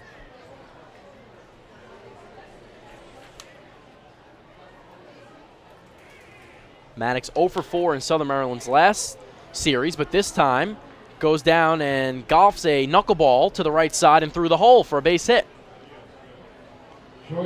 Got just enough of the bat on it, and Regi Corona wasn't able to get there in time. John Griffin was too far away as well. And Southern Maryland has a runner aboard at first base, their 3rd hit of the afternoon. Maddox is second. Casey Frawley will be the batter with 1 down. Top of the 5th, no score between the Flock and Crabs. Janis set at the letters, lifts the left leg, and deals a knuckleball that bounces in the lefty batter's box for ball 1. Nice job by Mike Blank to block it. Keep Maddox from advancing.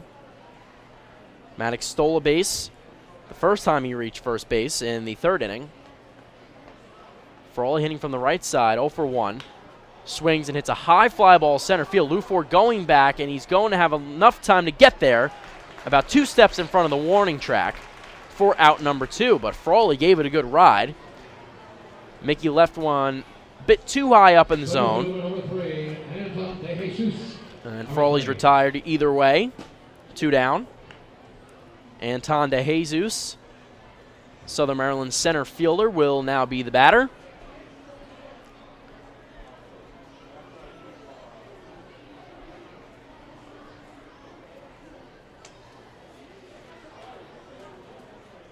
Small lead off of first for Maddox. Janis steals the first pitch. Knuckleball hit high in the air to right field. Going back is Brian Sabatella. He's about on the warning track, reaches down, and he cannot make the catch. It bounces on the warning track. Rounding third and scoring is Maddox. Going to third and holding up there with a hit is DeJesus. It's 1-0 Blue Crabs. We'll see if that is going to be a hit. It is a hit, and Sabatella was just not able to make the catch. So Maddox scores, and it's an RBI for Anton DeJesus, and the Blue Crabs lead 1-0 in the top of the 5th.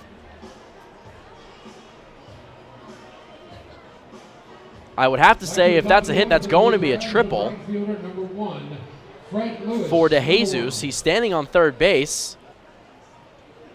There was no throw home that necessarily allowed for DeJesus to go to third from second. He was running all the way, so that has to be a triple for Anton DeJesus, and an RBI as well.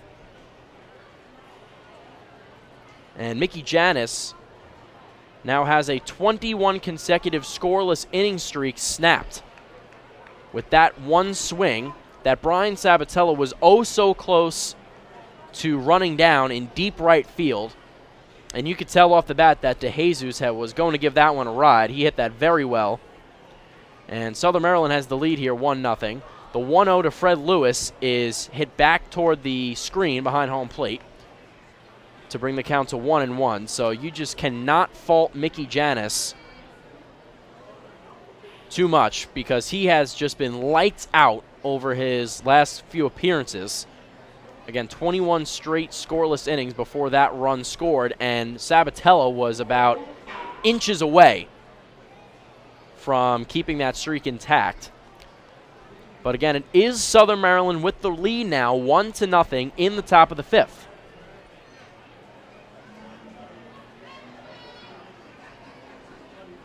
So 4 hits on the day for Southern Maryland now with the 1 run. No runs on 3 hits for the Flock. DeJesus leads off of third. Fred Lewis the batter. Knuckleball up and away. Count goes to 2-2. It'll be Corona, Blank, and Lyons for Long Island in the bottom of the fifth.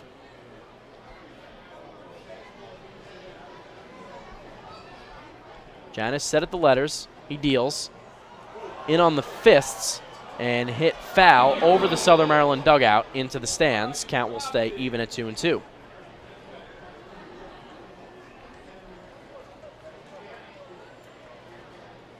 So Mickey came into today having lowered his ERA from 2.46 to 1.55 over the last 4 appearances that he's had. So that ERA will go up a bit higher. The 2-2 is a knuckleball that misses up and in, brings the count to full. So Mickey trying to avoid any further damage here with an important full count pitch coming to the leadoff hitter, Fred Lewis. Jake Opitz on deck, the second baseman. The 3-2 is a knuckleball that misses just outside. It seemed like Fred DeJesus was thinking about calling strike 3. He did move his arm at first, and now Kevin Baez chirping from the Ducks dugout to just try to get some reasoning why that was not a strike. It, from this vantage point, did seem like a strike 3, but DeJesus does not call it. So it's first and third after the base on balls to Lewis. DeJesus is at third, Lewis at first, and the batter is Jake Opitz, the Southern Maryland second baseman. The Crabs up 1-0. The first pitch is a knuckleball that gets away from Blank, but not far enough to let the runners advance. They stay put. It is a ball, 1-0. Opitz hitting 178 now on the year.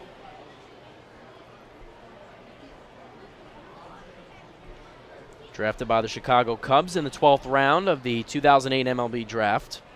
Led the Blue Crabs in homers in 2014, had 18. Janus steals the 1-0. Fastball, low and in, ball 2.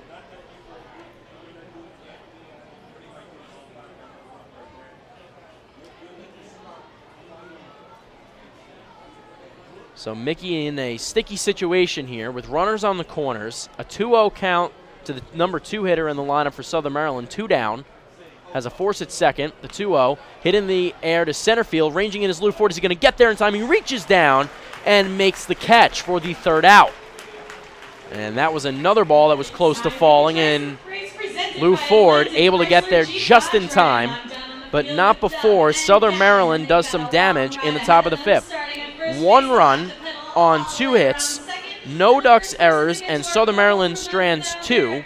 So after 4.5 from the Duck Pond, it's the Blue Crabs 1 and the Long Island Ducks 0, and Long Island will try to tie things up or get a lead here in the bottom of the frame. Hi, this is Bud Harrelson, and you're listening to Ducks Baseball on the Ducks official YouTube channel, youtube.com/DucksBaseball. Thinking about buying or refinancing a home? Start by attending a free MCU home buying seminar. Then speak with one of our loan specialists who will guide you through the loan process. With an affordable mortgage from Municipal Credit Union, Home Sweet Home will be a little sweeter. Call 212-238-3521 or visit nymcu.org to apply for your mortgage today. Municipal Credit Union. Strong, trusted, growing. Municipal Credit Union is an equal housing opportunity lender. Take your group out to the ball game this season and enjoy all the fun of Ducks baseball at discounted prices.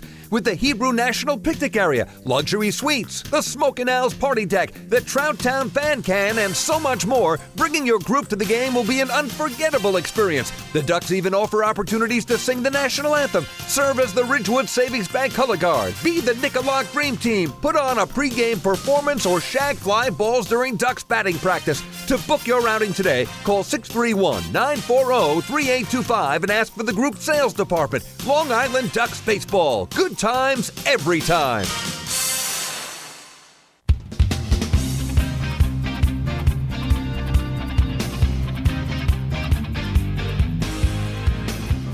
Welcome back to Bethpage Ballpark. Bottom of the 5th inning, 1-0 Southern Maryland over the Flock. It'll be Reggie Corona to start things off for Long Island against Southern Maryland starter John Lester. Now ready to begin his 5th inning of work. We'll take a look at the out-of-town scoreboard for you as well after this first pitch to Reggie. Lester into the windup, hands over his head, lifts the left leg, and deals a fastball for ball 1 off the outside edge. Bottom of the 5th from TD Bank Ballpark in Somerset. It's the Patriots 8 and the Camden River Sharks 1, fresh off their 4 straight losses to the Long Island Ducks. Reggie swings at the next pitch and chops it foul down the first baseline. 1-1. Again, 1-0 Southern Maryland here, and then a game at 5 o'clock in New York, the Revolution hosting the Lancaster Barnstormers at 5 o'clock, Santander Stadium. And the Bridgeport Bluefish are in Texas taking on the Sugarland Skeeters at 5:05 at Constellation Field as Reggie Corona hits one to the second baseman, Jake Opitz, who leaps up and makes the catch for out number 1.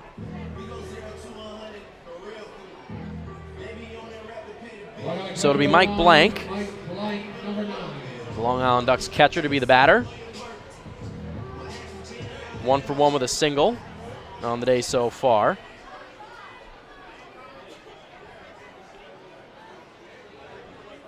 The New York Yankees also playing right now. We'll get you the score. They're playing at the stadium in the Bronx. Score from the stadium 5-2. The Yanks on top of the Angels. And CC Sabathia actually ejected. Was in a verbal altercation with the home plate umpire at the end of the 6th inning, but the Yankees still on top by 3. It's 5-2, so CC getting the start, but then getting ejected. The 1-0 from Lester is a curveball called strike 1. 1-1 the count to Mike Blank.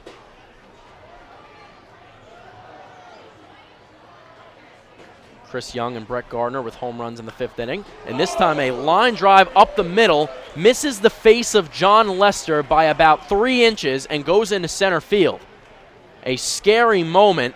Lester at the last possible second able to get out of the way of that screaming line drive.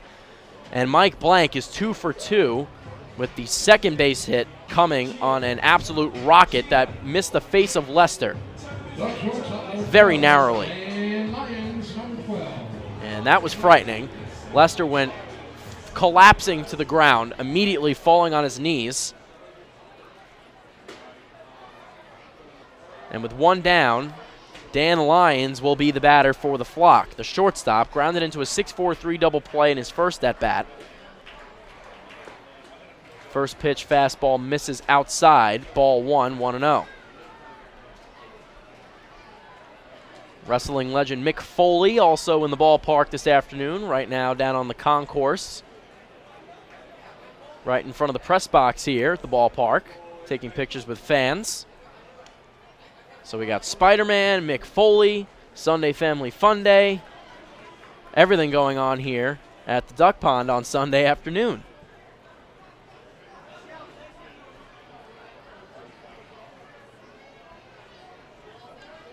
Lester throws over to first base to keep Blank close. A scoop in the dirt by Zach Wilson, the first baseman.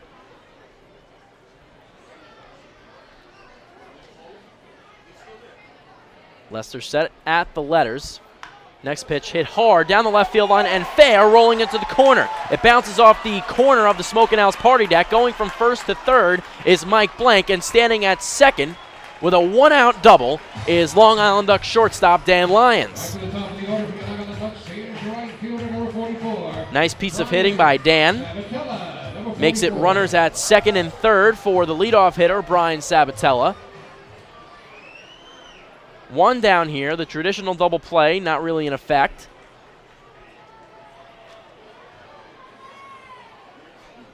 Brian singling in his last at-bat is now 1 for 2.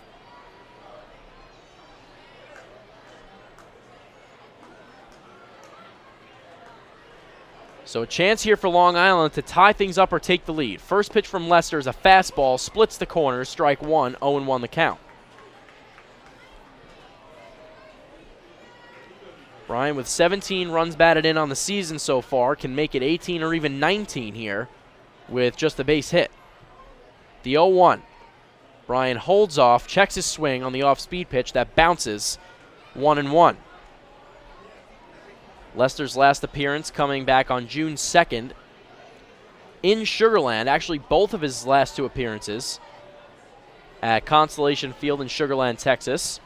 Both wins for the Southern Maryland Blue Crabs. Took a no decision on June 2nd with 5 innings of work. Fastball up and in at the eyes of Sabatella. 2-1 the count. Pitched 5 innings, allowed 1 run on 6 hits. The 1 run was earned. He walked 2 and struck out 3 Skeeters. A game that turned into a 3-2 Southern Maryland victory. And before that, May 28th was the prior appearance. Hit hard on the ground to shortstop, and it's booted by Frawley. It goes under his glove. Lions rounds third. He's going to try to score. The throw is not going to be in time. It's a 2-run hit for Brian Sabatella. It is indeed ruled a base hit. And Brian Sabatella puts the Long Island Ducks on top 2-1 in the bottom of the 5th inning. Frawley tried to reach down to his shoe tops and make the hard play, but it went right under the leather and into center field. And it's a 2-run single for the right fielder, Sabatella. Brings up Delta Cleary Jr. Dan Lyons running all the way, was quickly waved around third by Kevin Baez. Mike Blank scored in front of him. So still 1 out. Cleary Jr. hits from the left side. Sabatella's going on the first pitch. The throw coming from Maddox. Sliding in safely is Brian Sabatella. His 15th stolen base of the season. Maintains that lead in the Atlantic League in swiped bags. And with 1 down, that pitch was indeed a ball to Delta Cleary Jr. So a 1-0 count coming to the Long Island Ducks left fielder and Cleary Jr., and there's a duck on the pond. The 1-0 hit high in the air on the infield. Opitz and Wilson trying to find it. Now Opitz does make the catch. They were both trying to shield the sun from their eyes. Opitz was able to do so successfully, and there's 2 away.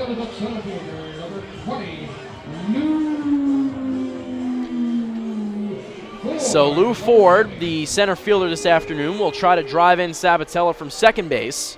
Again, the Ducks take a 2-1 lead on the 2 RBI single from Brian Sabatella, who is now in scoring position after stealing second base. Lester works from the stretch, checks on Sabatella. First pitch to Lou is a fastball low and away, backhanded by Maddox, who is immediately up with it and staring at Sabatella to prevent him from advancing. 1-0.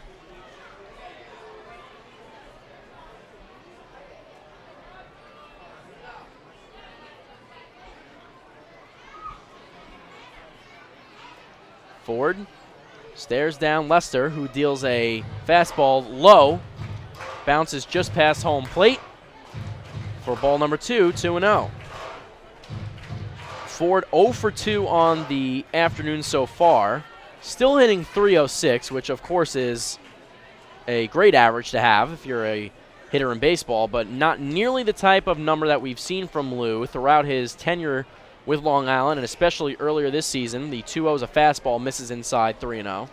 And now Southern Maryland will call for the intentional walk of Lou with the 3-0 count, which in the Atlantic League you do not have to throw that next pitch. You can just verbally say we want to intentionally walk Lou, but just to finish that point, was hitting up around 370, 380 back in early to mid-May, but that average has slowly but surely declined, but still leads the league in some offensive categories. Total bases has 78, leads the Atlantic. First pitch to Cody Puckett.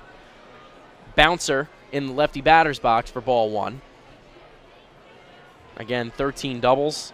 Tied for first with Patrick Palmero and Beamer Weems of Sugar Land for first place. Has 36 RBIs, leads the Atlantic League as well. So still the offensive numbers are there, but that average has dropped significantly for the defending Atlantic League Player of the Year. The 1-0 was a fastball up and into Puckett, and it's 2-0. Cody 0 for 2 as popped out to first base and the shortstop. John Griffin on deck. Brian Sabatella at second base. Lou Ford at first. Runners on first and second. The 2-0. Fastball outside corner, 2-1.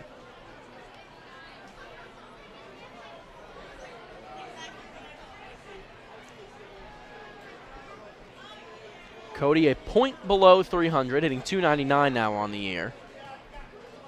Next pitch, Cody flails at a pitch on the outside corner, hits it out into center field. There for the third and final out is Anton DeJesus. So Long Island strikes for 2 runs on 3 hits in the inning. No Southern Maryland errors, and the Ducks do strand 2, but they are on top now after 5 innings of play. 2-1 is the score. We go to the top of the 6th. Southern Maryland will come up to bat. Hey fans, this is left-handed pitcher Carmine Giardina, and you're listening to Ducks Baseball on the Ducks official YouTube channel, youtube.com/DucksBaseball. The results are in. PSEG Long Island is delivering 99.9% reliability. We got there by strengthening equipment and clearing trees along power lines across our area. And our new outage management system will continue to ensure improved communications and faster restoration. 99.9% reliable. It's one more way we're serving you better. Discover how we're improving every day to bring you better service at www.psegliny.com/reliability. M&V Limousines is the official bus company of the Long Island Ducks. Family owned and operated, they've been in the business for over 23 years. M&V Limousines offers coach buses with Wi-Fi and restrooms, party buses, exotic limousines, and so much more. Whether you're looking for transportation for weddings, proms, corporate outings, or long-distance trips, they've got the right vehicle for you. Visit their showroom in Comac or check them out online at mvlimo.com. M&V Limousines, the official bus company of the Long Island Ducks.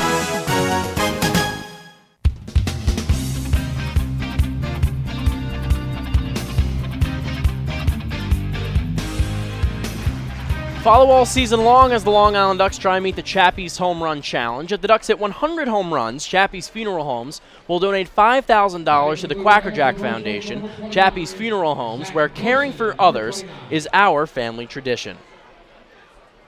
So top of the 6th here at the Duck Pond, Mickey Janis, ready for his 6th inning of work, deals a first pitch knuckleball right down the middle of the plate for strike 1 to Zach Wilson. Wilson 0 for 2 now against Mickey. The 0-1 knuckleball misses low and away. 1-1 the count. So a big hit from Brian Sabatella in the bottom of the 5th makes it 2-1 Flock. Wilson chops one down the third baseline, just foul by a few inches. Count will stay at 1-2. So Brian now with 19 runs batted in on the year, 15 stolen bases as well, 53 hits, leads the league still in that category. Just another day at the office for the Long Island native. The 1-2 to Wilson. Hit on the ground to second. A slow roller. Easy play for Regi Corona. Fields it cleanly. Up with it over to John Griffin, and there's one away. So Wilson retired 4-3. And the batter will be number 36, Jovan Rosa, the DH. Jovan Rosa, number 36. And Mickey with that pitch count still in control here in the 6th, right around 80 pitches. Rosa hitting from the right side. Knuckleball inside corner, 0-1.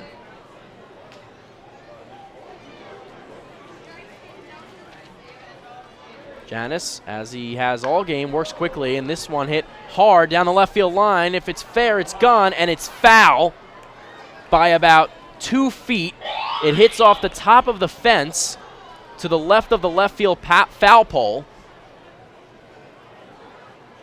which is maybe a couple feet actually behind the foul pole in left field. So based on the trajectory of that ball, if that baseball would have stayed fair,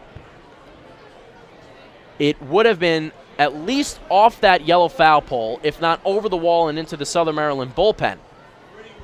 But it sailed left just enough for Mickey to bring it to an 0-2 count, and the knuckleball bounces low and away to bring the count to 1-2. But a scary moment once again where Southern Maryland was threatening to tie this one with a solo shot to left off the bat of Rosa.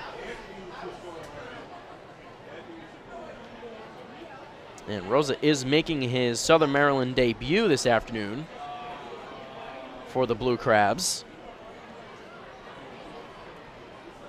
The 1-2 chop foul.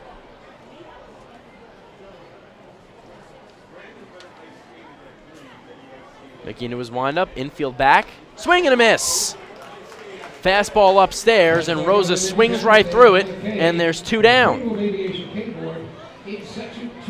Another strikeout for Mickey now. Brings the total of 4. Casey Stevenson will be the batter for the Blue Crabs, the third baseman. Hits from the left side. Has flown out to Lou Ford in center, both at bats so far. He's 0 for 2. First pitch from Janis, knuckleball outside corner, 0-1. And a lot like Ducks ace John Brownell, Mickey Janis works just so quickly. Soon as he gets the ball, he's ready to try to throw another pitch, and perfect example right there. The 0-1 is a knuckleball, hits the outside black 0-2. And Janis is 1 strike away from another 1-2-3 inning. Into the windup, the 1-2 fastball up and away. 1-2. He will throw that fastball when necessary. He's not afraid to mix up the pitches. The 1-2, hit in the air to right field, line drive, but Brian Sabatella is right there, right at the letters in front of him, makes the easy catch, and that is the third and final out. So a 1-2-3 for Mickey Janis. No runs, no hits, no errors, none left on base by Southern Maryland. And we go to the bottom of the 6th inning with the Long Island Ducks leading 2-1 over the Southern Maryland Blue Crabs. The Flock coming up to bat. Hey fans, this is outfielder Eric Komatsu, and you're listening to Ducks Baseball on the Ducks official YouTube channel, youtube.com/Ducks Baseball. James Simmons is going back. He is looking up, and on Park in the Park Night, that one is gone and reaches a kennel in Central Islip. That was another home run for the Ducks. And Duck fans, what's more fun than a home run that helps the Ducks win a game? How about a homer that helps the community win? Chappie's Funeral Home and the Long Island Ducks have once again teamed up for the Chappie's Home Run Challenge. If the Ducks hit 100 homers this season, Chappie's Funeral Home will donate $5,000 to the Quacker Jack Foundation. So every time a Ducks hitter goes deep this season, watch for the Chappie's Challenge home run count on the scoreboard. And if we reach 100, we're all a winner. Chappie's Funeral Home, where caring for others is a family tradition. Can't get enough of the Long Island Ducks? Well, now you can get even more inside info on your favorite hometown team through Facebook and Twitter. The Ducks are constantly updating fans through social media with scores, transactions, ballpark promotions, and much more. You can even win great prizes. All you'll need to do is make a free account on Facebook and Twitter, and then visit us at facebook.com/LIDucks and twitter.com/LIDucks. Think you're Long Island's biggest Ducks fan? Get connected now.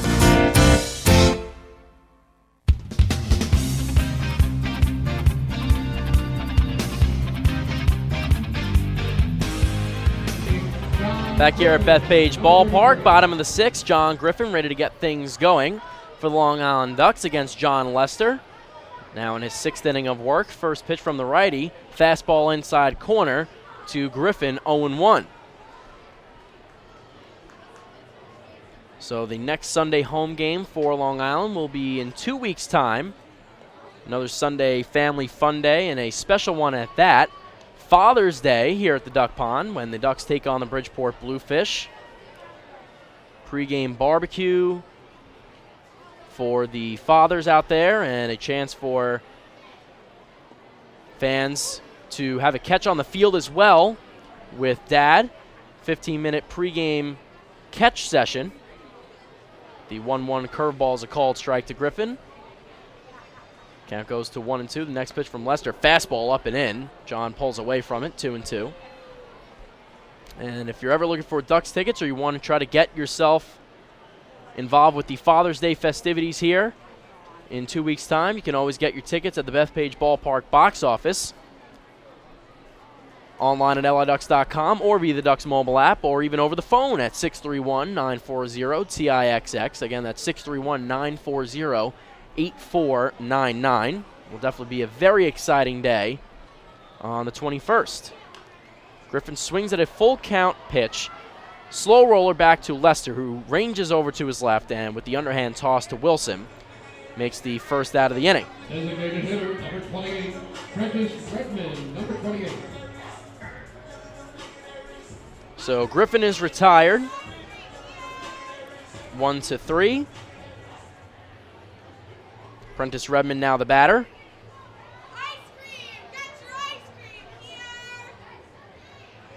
First pitch from Lester to Redmond is a fastball on the outside corner for a called strike one. Reggie Corona is the batter on deck.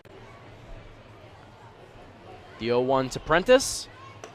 Fastball up and in. 1-1.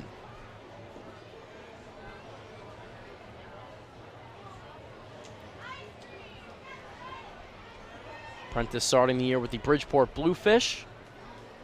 Was there for a number of years, and now joining Long Island. He gets plunked right between the numbers on his back, and he will go to first base after the hit by pitch. It looked like a curveball that just slipped out of Lester's hand. Absolutely no intent of purposely hitting Prentice. Second baseman, number 11, Reggie Corona. So Reggie Corona will come up to the dish. 0 for 2 on the day so far.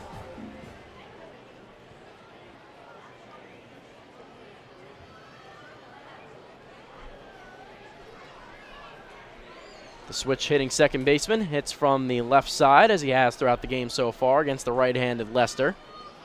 Prentice with a two-step lead off of first base, held on by Wilson, and now time called at home plate.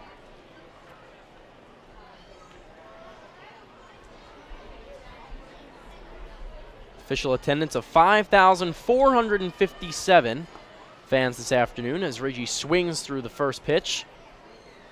Tips it into the glove of Maddox, 0-1 the count. Still just an absolutely gorgeous day for baseball, and to come out to the ballpark. Very slight but comfortable breeze blowing from right to left. The 0-1 curveball is low and in. Bounces to bring the count even at 1-1. Ducks on top 2-1. Chris Buckley here with you. We thank you for making us a part of your Sunday afternoon entertainment.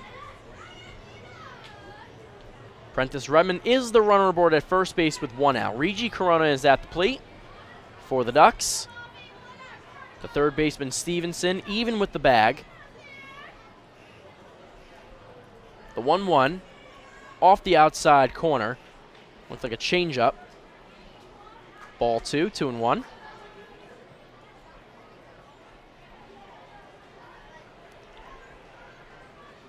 Blank standing on deck, 2 for 2, scored a run last inning. Part of the 2-run single from Brian Sabatella. It'll be a 2-1 from Lester. He deals. Fouled high and hard over the Southern Maryland dugout and out of play, left side. 2-2 will be the count. Lester with 3 strikeouts on the day so far. Long Island with the 2 runs on 6 hits.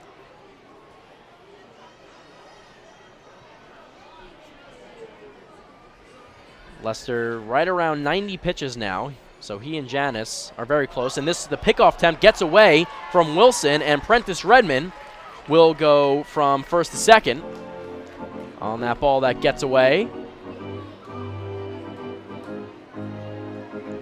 So now a runner in scoring position for the Flock with 1 down and a 2-2 count.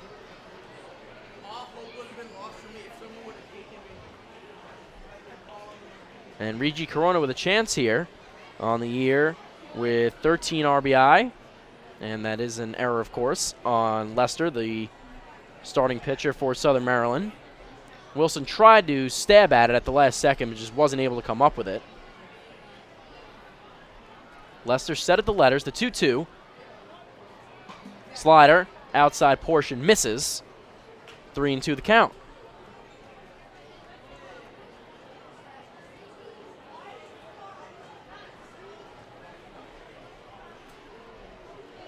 Prentice on the year with 1 stolen base, but very unlikely he'll be going from second to third here. The 3-2, hit it on the right side of the field and falls in front of the right fielder Lewis. Kevin Byes is going to wave around Prentice Redmond. Now he holds him up, and now he'll go sliding headfirst back into third base. So it's a single for Regi Corona. Redmond had rounded third very hard because Kevin Byes was waving him on initially, and then when he was about a third of the way down the third baseline, told him to change direction and go back to third, and Prentice had a scramble and got back just in time. Didn't even draw a throw from Maddox, but a close call nonetheless. And there's runners on the corners for Long Island after Corona's single. Mike Blank is the batter. 2 for 2 with the 2 singles. Now hitting .300 on the year. 1 down, first pitch, fastball inside corner, strike 1. The Blue Crabs with a way to get out of the inning without any further damage. Up the middle with a double play at second. And Redmond, who is not very quick, did not, again, score from second base on the base hit to right. Blank swings at the curveball and hits it foul, right side, out of play.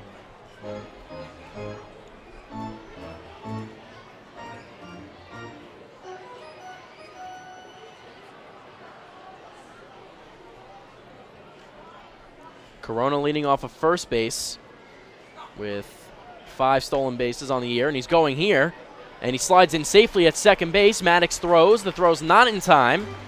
And now there's runners at second and third for Mike Blank, but that pitch was a strike, and it's 1-2.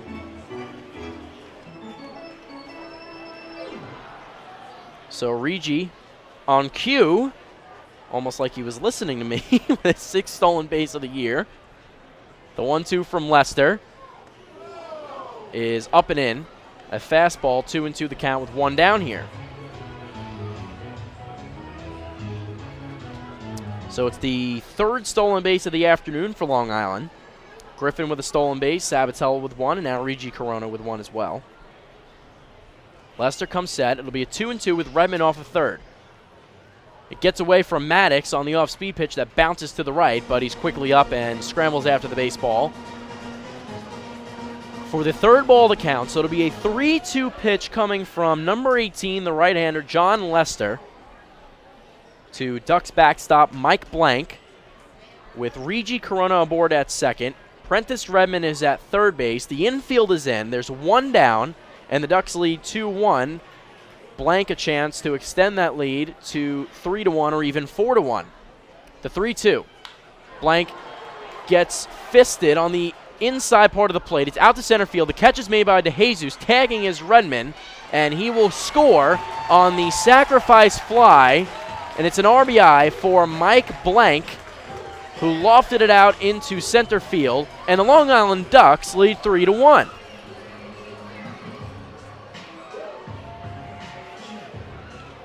So Blank with another RBI now has 7 on the year. 3-1 Ducks is the score.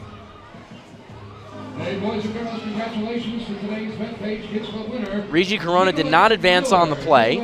Dan Lyons will be the batter. So after Redmond failed to score on Corona's single to right field, he was able to tag up and make it a 3-1 ball game here in the bottom of the 6th on that sacrifice fly from Mike Blank. Now a meeting at the mound. Miller, congratulations from the Long Island Ducks and Bethpage Federal Credit Union. So Dan Lyons again will be the batter. He is 1 for 2 on the day.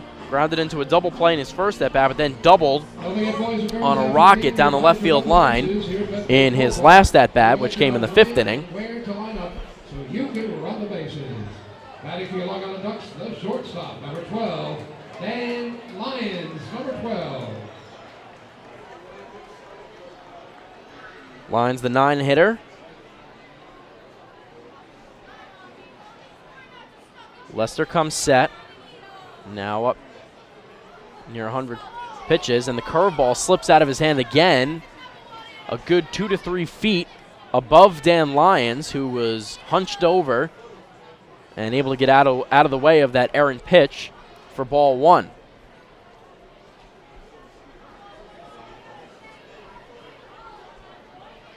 Two down, 1-0 the count with Regi Corona at second base.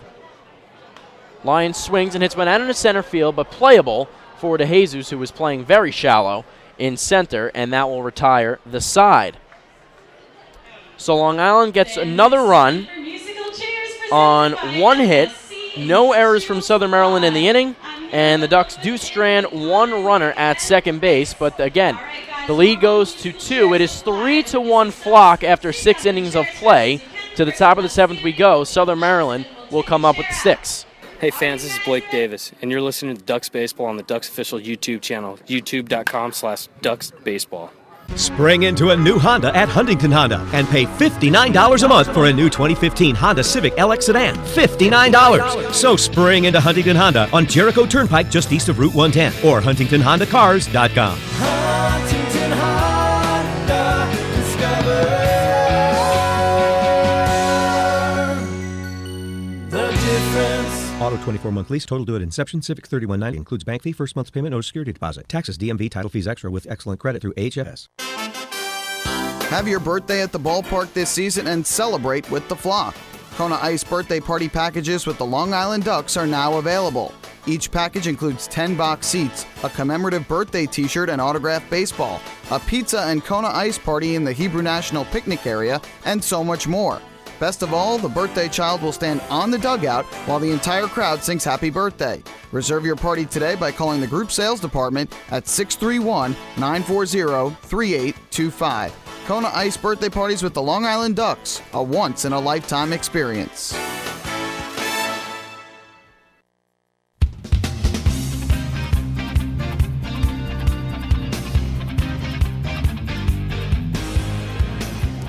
Chill out with a cold cup of Hampton Coffee Company gourmet iced coffee, available at the concession stands at Bethpage Ballpark. Hampton Coffee is the preferred coffee of the Long Island Ducks. Visit HamptonCoffeeCompany.com or visit their cafes in the Hamptons. So top of the 7th, Mickey Janis keeps things going here for Long Island. The first pitch to Jamar Walton was hit foul down the first baseline and out of play. So it'll be 0-1 to the Southern Maryland left fielder. Walton hitting from the left side is 0 for 2, has struck out once. Janis deals, knuckleball, low, ball 1, 1-1 the count.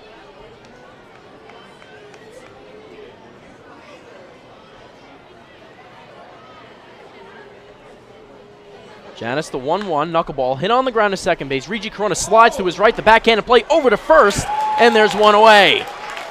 Great play by Regi Corona, who has really made that his signature play, the ground ball up the middle with the slide with the right leg, backhands and always throws to first. Seems like every time the throw is accurate, and there's one away.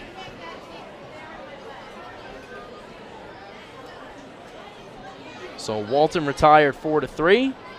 One down for Craig Maddox, the Southern Maryland catcher, again hitting another Southern Maryland batter hitting from the left side. First pitch knuckleball is outside, 1-0 from Mickey Janis.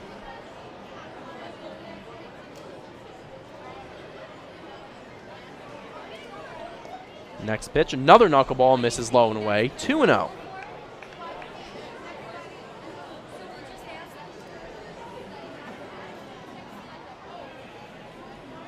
It'll be 2-0 with one out. Maddox skies one. Dan Lyons goes back, and now calling him off is Delta Cleary Jr. in shallow left field.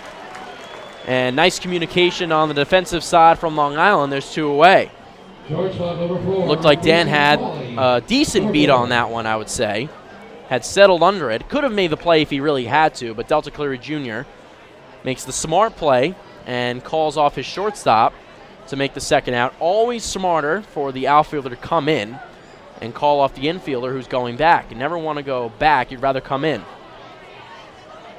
Knuckleball to Casey Frawley for a first pitch strike on the outside corner for Mickey Janis.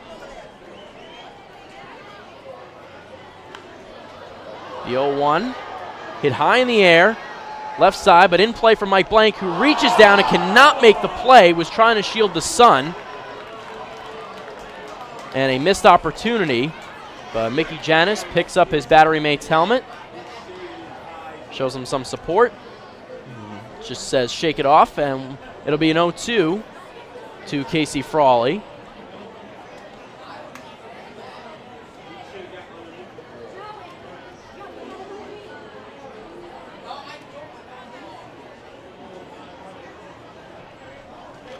Frawley 0 for 2 on the day so far. It's a screamer back to the screen behind home plate. Count will stay at 0-2. 3 runs on 7 hits for the Flock, 1 run on 4 hits for the Blue Crabs. The 0-2 from Mickey Janis is a fastball way up, out of the zone, 1-2.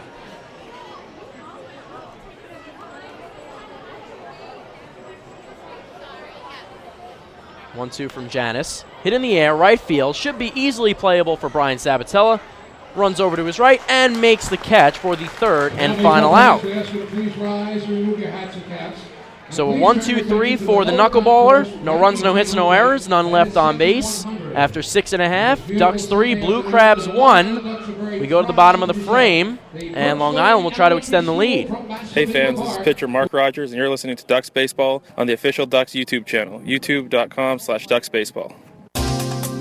Hey, Ducks fans, the official hotel of the Long Island Ducks is the Upsky Long Island Hotel in Hauppauge. It's centrally located on the north shore of Long Island and offers a home away from home for both business and leisure guests. The Upsky Long Island Hotel features an indoor pool, 24-hour business center, a fitness center, and complimentary Wi-Fi in all guest rooms. Enjoy the contemporary American cuisine at the Fountain Grill restaurant or grab a quick bite to eat at Cafe Pronto. Best of all, it's only minutes from Bethpage Ballpark. The Upsky Long Island Hotel, the official hotel of the Long Island Ducks. Call 231-1100 today. That's 631-231-1100. Family fun every time. Beautiful evening for baseball. Big action every time. He reaches up, it's gone! Great value every time. And the Ducks have won it 7-1. The Ducks schedule is loaded with new promotions this season, and with an average ticket price of just $10 and free parking, there is no better value on Long Island. For game times and tickets, visit liducks.com. Long Island Ducks Baseball. Good times every time.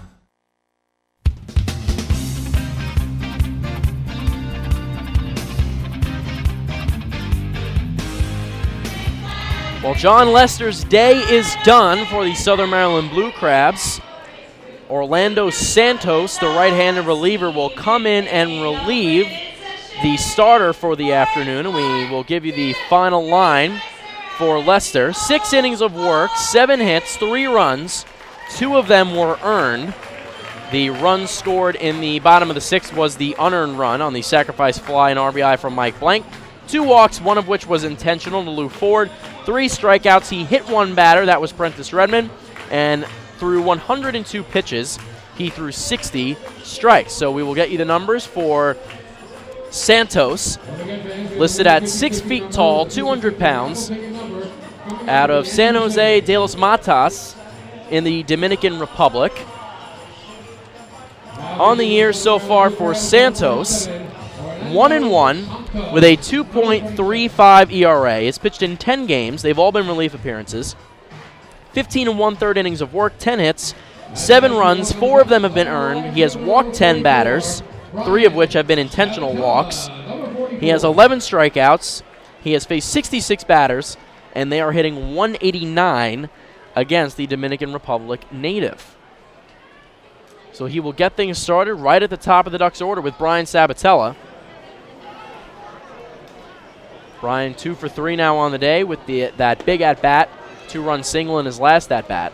First pitch from Santos is a fastball that misses outside. Next pitch hits the outside corner for strike one, 1-1.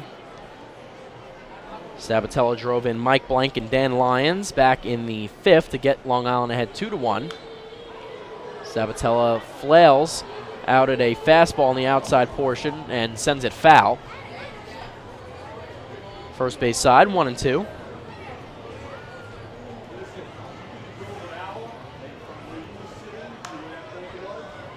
Another pitch on the outside corner, same exact result. Sabatella waves at it and sends it foul right side. It'll be another 1-2. Delta Cleary Jr., the left fielder, is on deck. It'll be a 1-2 from Santos to Sabatella. Brian swings and hits it in play, right side, running in and making the catch is Fred Lewis in foul territory for the first out of the bottom of the 7th. Lewis covered a lot of ground just to get there, and at the last moment was able to make the catch. Left fielder number 5, Delta Cleary Jr. So Cleary Jr. will step up now and get his turn at bat.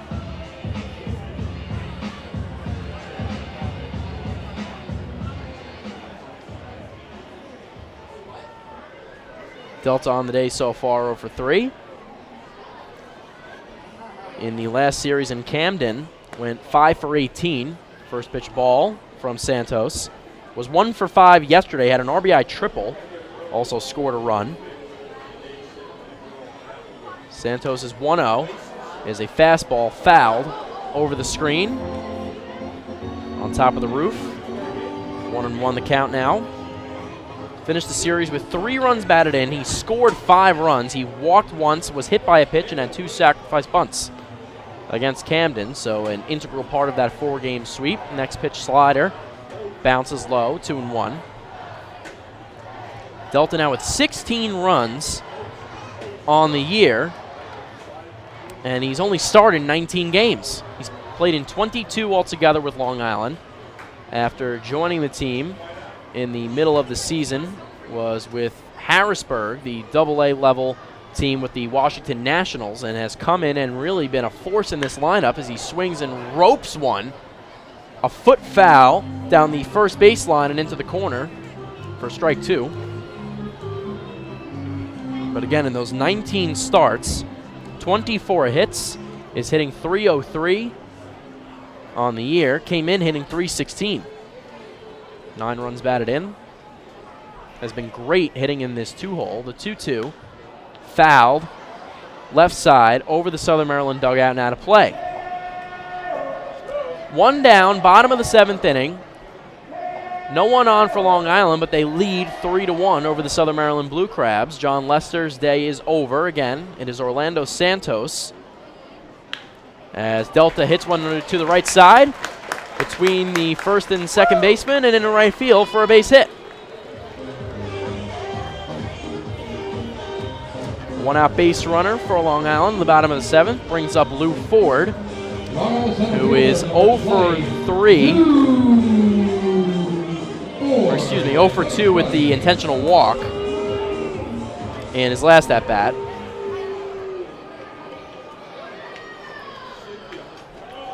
But in both of his actual at bats, he has not gotten a hit so far. So 1 down. Lou with the average at .306.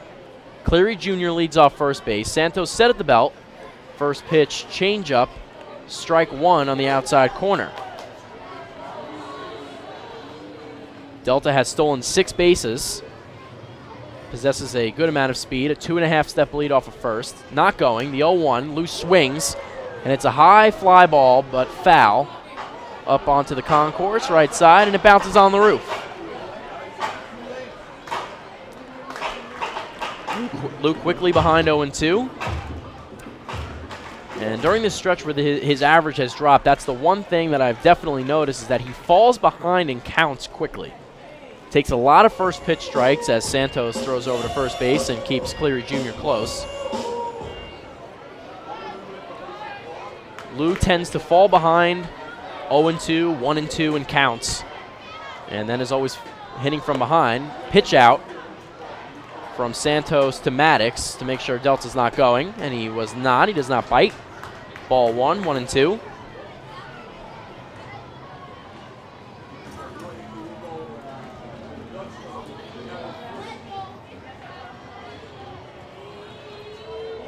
Santos again throws over to first base and keeps Delta Cleary Jr. from going. Zach Wilson, the first baseman, receives the ball and sends it back to Santos. Santos set at the belt now. It'll be a 1-2, and he throws over again. This time the tag's applied, but Delta gets back in by a hair.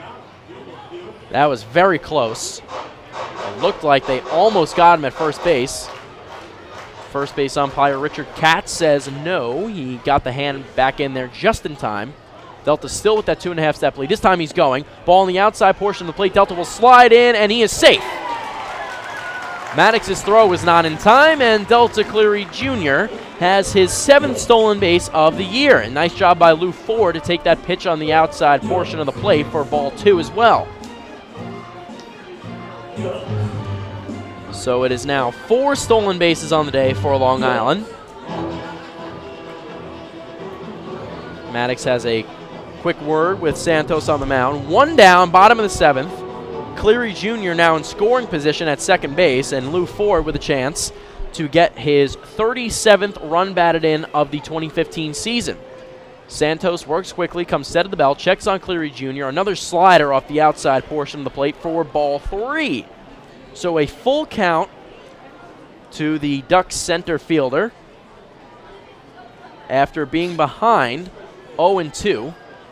The full count pitch from Santos is hit foul back to the screen. Count will stay at 3-2. Lou in the last series, 1 for 7, was 0 for 5 yesterday. Had 1 home run, which was a 2-run shot, his lone hit of the series. He scored twice, also walked and was hit twice. Santos does the inside move here, lifts the leg and falls off the back of the rubber to keep Cleary Jr. close at second, but Opitz and Frawley nowhere near him. The full count pitch to Lou, swing and a miss. Fastball up and in, and Santos blows away Lou Ford for out number 2, which brings up Cody Puckett, the cleanup hitter. Cody Puckett, number 2. Cody 0 for 3 on the afternoon.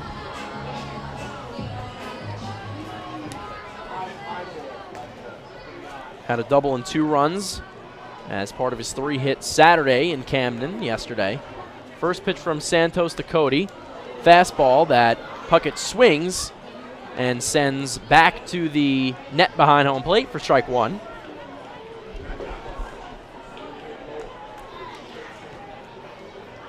Kids and kids at heart ready to run the bases after the final out of today's game. Cleary Jr. with a big lead off of second. The 0-1 to Cody is a changeup that misses just off the outside corner of the plate. Maddox tried to hold it in the zone but was unsuccessful.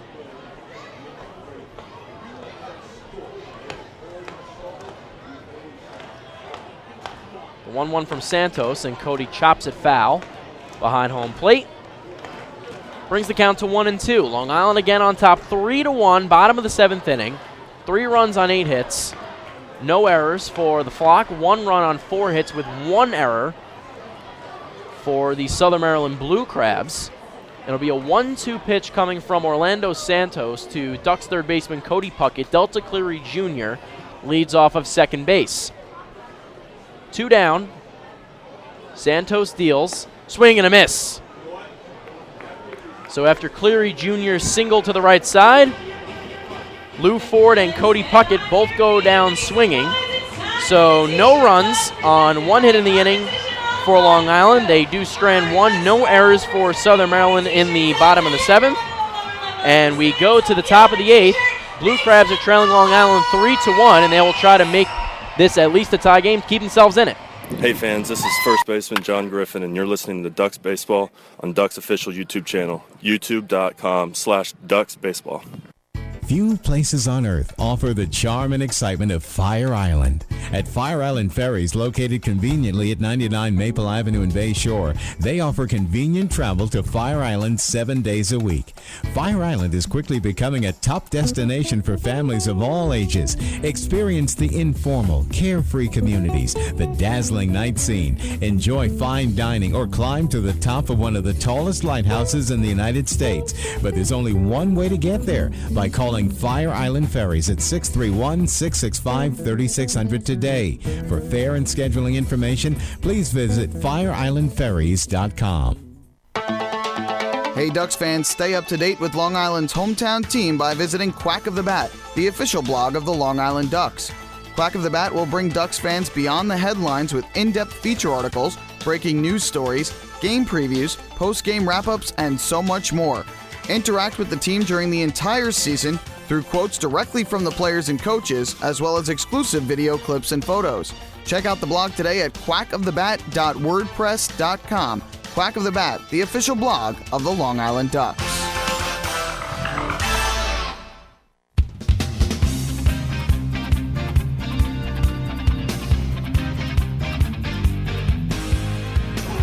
Hey Ducks fans, do you want frequent updates on team transactions, scores, store specials, and the status of upcoming games? Then follow the Long Island Ducks on Twitter at twitter.com/LIDucks. With Twitter, the faithful flock will also be able to follow their Ducks and find out more information regarding nightly promotions, player signings, league activities, and more. The Ducks are tweeting right now, and you can follow along at twitter.com/LIDucks.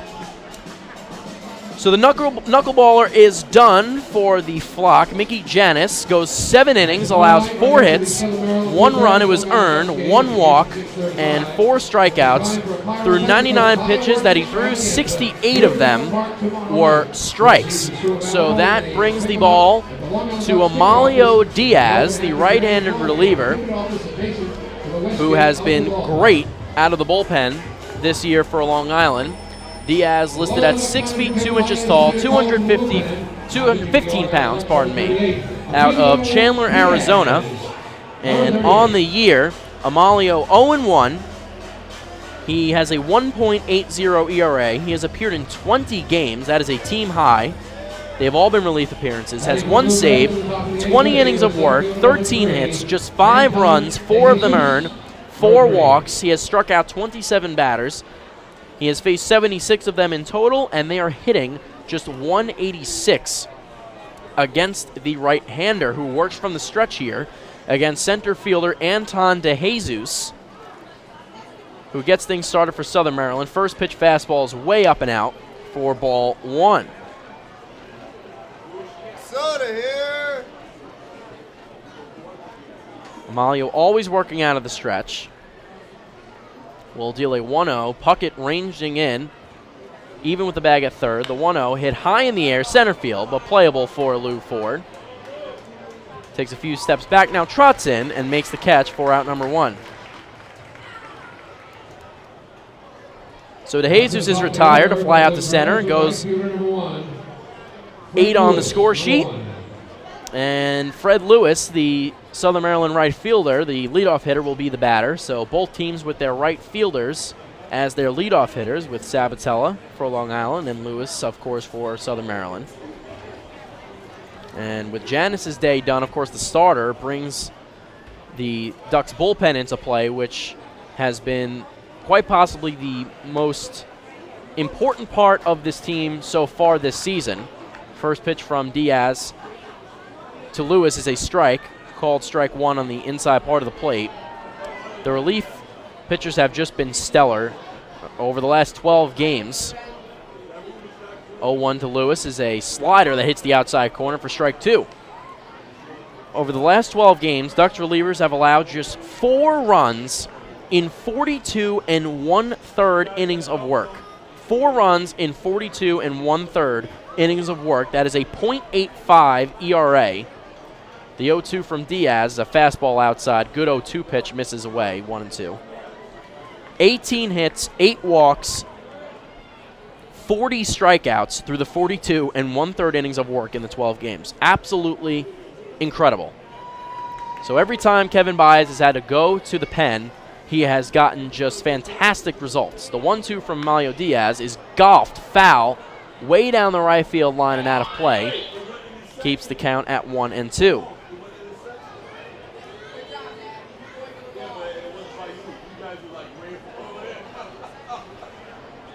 And even Amalio Diaz, again, through the 20 innings of work that he has, he's struck out 27 batters. So averaging more than a strikeout an inning. Lewis hits one foul, this time left side out of play up into the stands. Count again will stay at 1-2. One down, top of the 8th. Ducks leading the Blue Crabs 3-1. Fred Lewis is the batter. Jake Opitz, the second baseman, is on deck.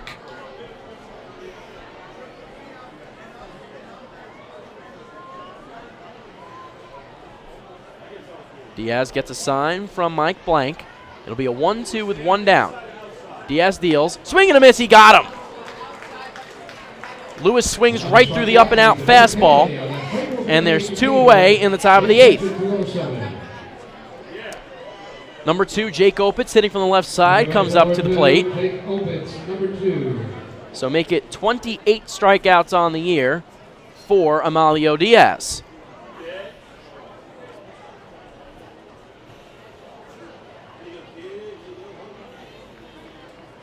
Two down, top of the 8th. No one on for Southern Maryland. First pitch from Diaz to Opitz is a curveball on the outside corner for strike 1.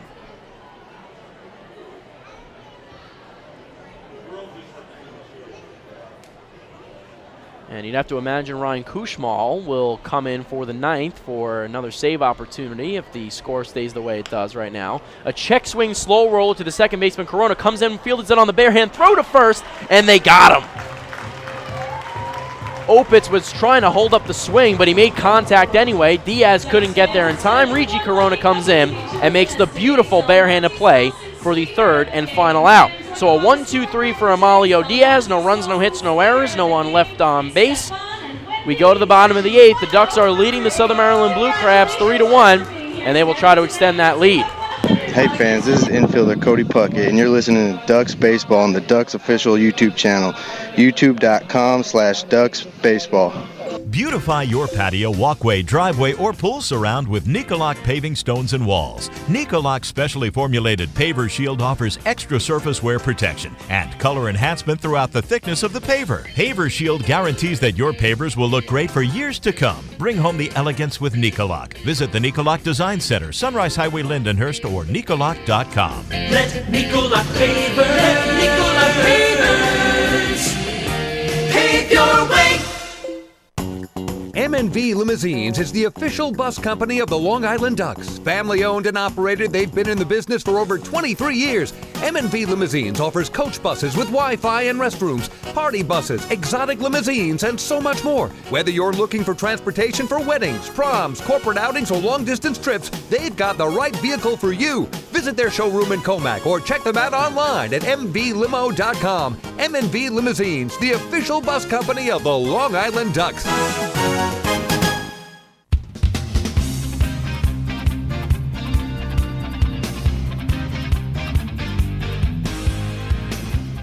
To the bottom of the 8th we go at Bethpage Ballpark. 3-1 Ducks on top of the Southern Maryland Blue Crabs. And we'll take a quick look at the out-of-town scoreboard. Just one other game in progress in the Atlantic League right now. And the Camden River Sharks have come back, not all the way, but they have chipped away at Somerset's lead at TD Bank Ballpark in Somerset, New Jersey. The Pats now leading 9-7. It was 8-1 earlier in the game. But again, the Patriots only leading 9-7 now in the top of the 8th.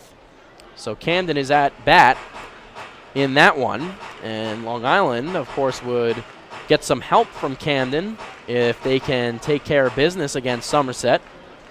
Again, the Patriots leading Long Island by 4 games in the Liberty Division. And then the final 2 games of the afternoon will be at 5 o'clock from York. The Revolution will host the Barnstormers. And then at 5:05, the Sugarland Skeeters will host the Bridgeport Bluefish. John Griffin is the batter for the Ducks against Orlando Santos, who is in his 2nd inning of relief now for Southern Maryland. It is a 2-1 count. Santos works from the windup, a slider that Griffin is not even close to. He swings right through it.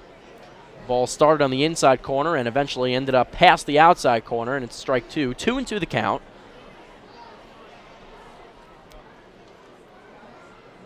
Santos gets the sign from battery mate Craig Maddox. The 2-2. Fastball misses on the outside corner by about 2 inches.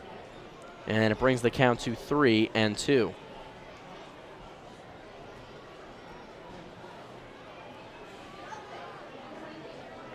John 1 for 2 on the day. And fastball on the full count pitch misses outside again, and Santos wanted it. It was a very close pitch. So the 2-2 and the 3-2 pitch fastballs missed by a few inches, and John Griffin is aboard at first base with his second walk of the afternoon. Brings up Prentice Redmond, the designated hitter. He was hit by a pitch in his last at-bat in the 6th inning. He later scored on the sacrifice fly from Mike Blank. First pitch from Santos to Redmond is a fastball, belt high for strike 1.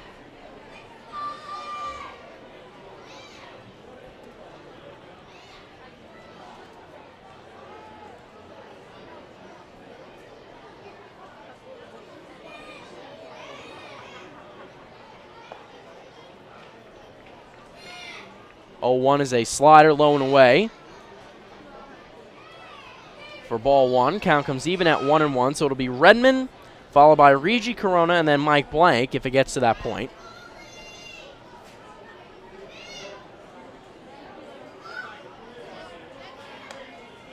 The 1-1 fastball is way up and out, 2-1.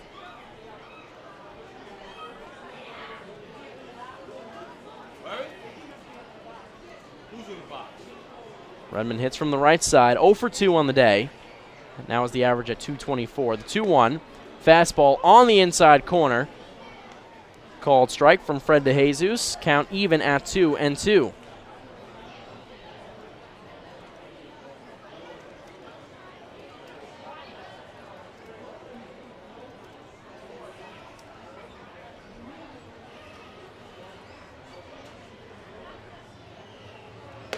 Next pitch, 2-2 fastball, up and in, right under the chin. And Redmond takes it for ball 3. So another full count, worked by a Ducks batter. First John Griffin, now Prentice Redmond, and Orlando Santos has to deal with another 3-2 pitch. Comes set at the belt, checks on Griffin. Griffin takes off for second. Redmond swings and hits a foul ball on top of the roof directly behind home plate, and Griffin will have to go back.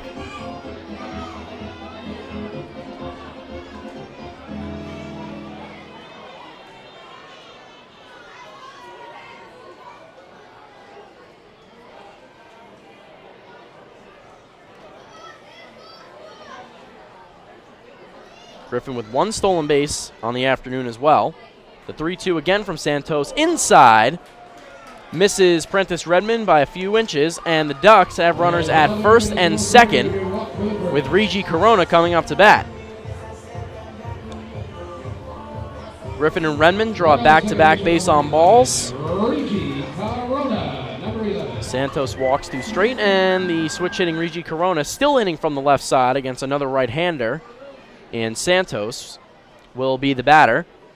And a chance for the Flock to extend that lead. Again, leading 3-1 in the bottom of the 8th. Regi squares to bunt. He gets it down successfully, ranging over to his right is Santos. He throws to first, and they get the out.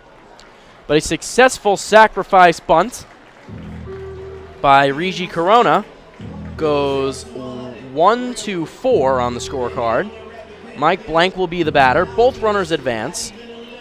And the second baseman gets the job done, so there's 1 down. Blank will come up with runners at second and third. Redmond at second, Griffin at third.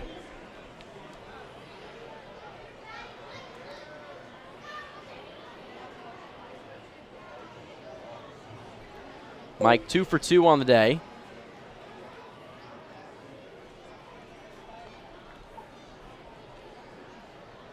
First pitch from Santos. Inside, fastball tails toward the belt of Blank, taken for ball 1.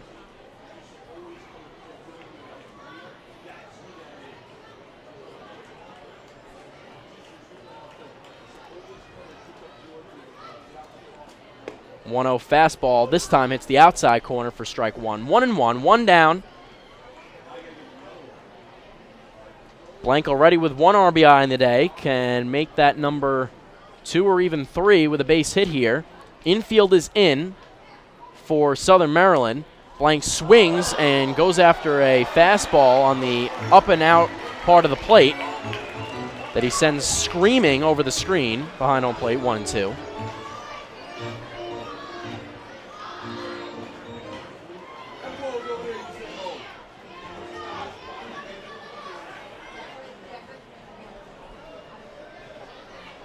The 1-2 from Santos, and Blank again chases the fastball on the outside part of the strike zone, and it goes back to the netting. So Dan Lyons is the batter on deck, and then it'll be the top of the lineup. Ryan Kushmal, as long as this game stays within 3, will come in and try to get his league-leading 11th save of the season. At least we'd have to presume so. The 1-2 fastball is again hit over the net behind home plate. Nice souvenir for a fan in front of the press box.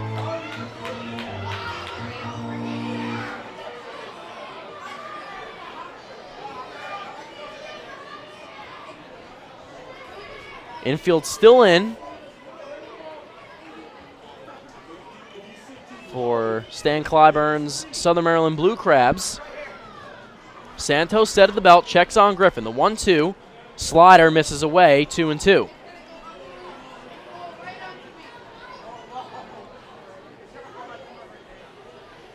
So a crucial at bat for the Ducks catcher in Mike Blank, who has essentially been splitting time with Jose Morales behind the plate at this point. Was signed by the Red Sox back on May 5th, but has now rejoined the flock. The 2-2 fastball inside at the knees, but misses. Full count again. So another 3-2 pitch will come to a Ducks batter from Orlando Santos.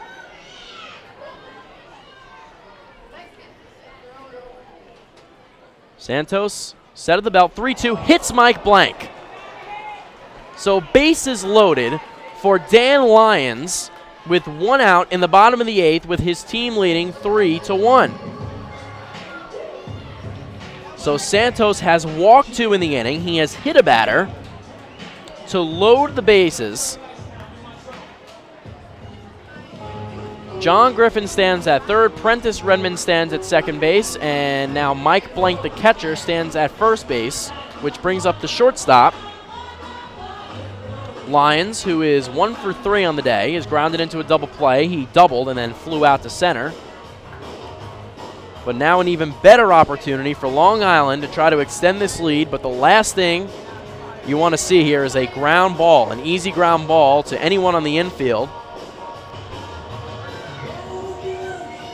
So you have to assume that the fielders up the middle will play back, at least those 2 fielders, to try to get the double play.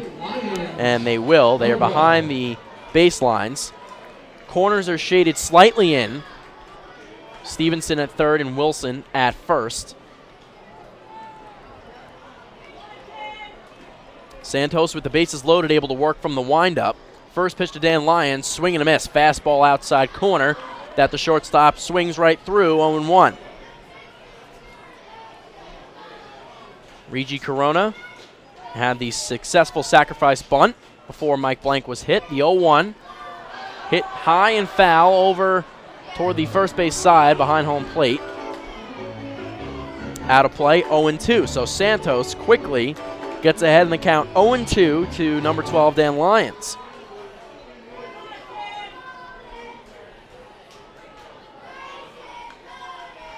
Big pitch from Santos to Lyons. The 0-2, fastball up for ball 1, 1-2. Lyons very, for a short amount of time, thought about swinging, but not really very close to a check swing, but had brought the bat inside a bit. The 1-2 from Santos to Lyons. Swing and a miss. A big strikeout for Orlando Santos keeps the game 3-1, with Brian Sabatella coming up to bat for Long Island with 2 down.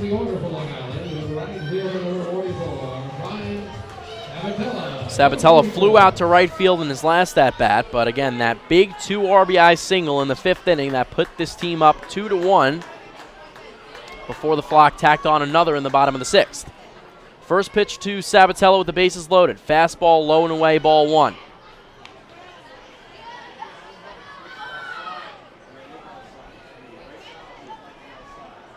Every pitcher that has appeared in this game has worked very, very quickly. The 1-0 from Santos is a fastball up and in to Sabatella, 2-0.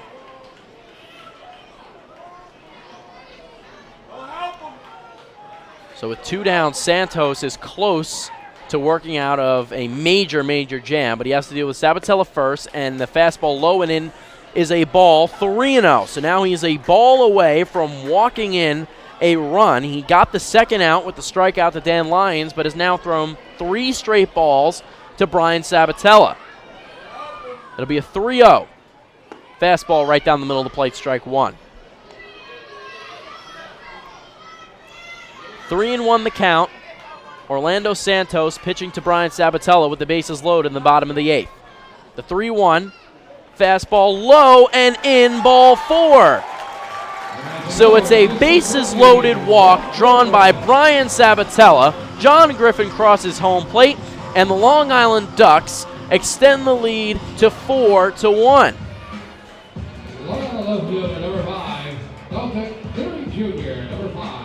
So it is another RBI for Brian Sabatella as well. Make it 20 on the year now for him. And a big at-bat from Sabatella. First pitch swinging is Delta Cleary Jr. He hits a worm burner to the shortstop Frawley, who steps on second base for the 3rd and final out.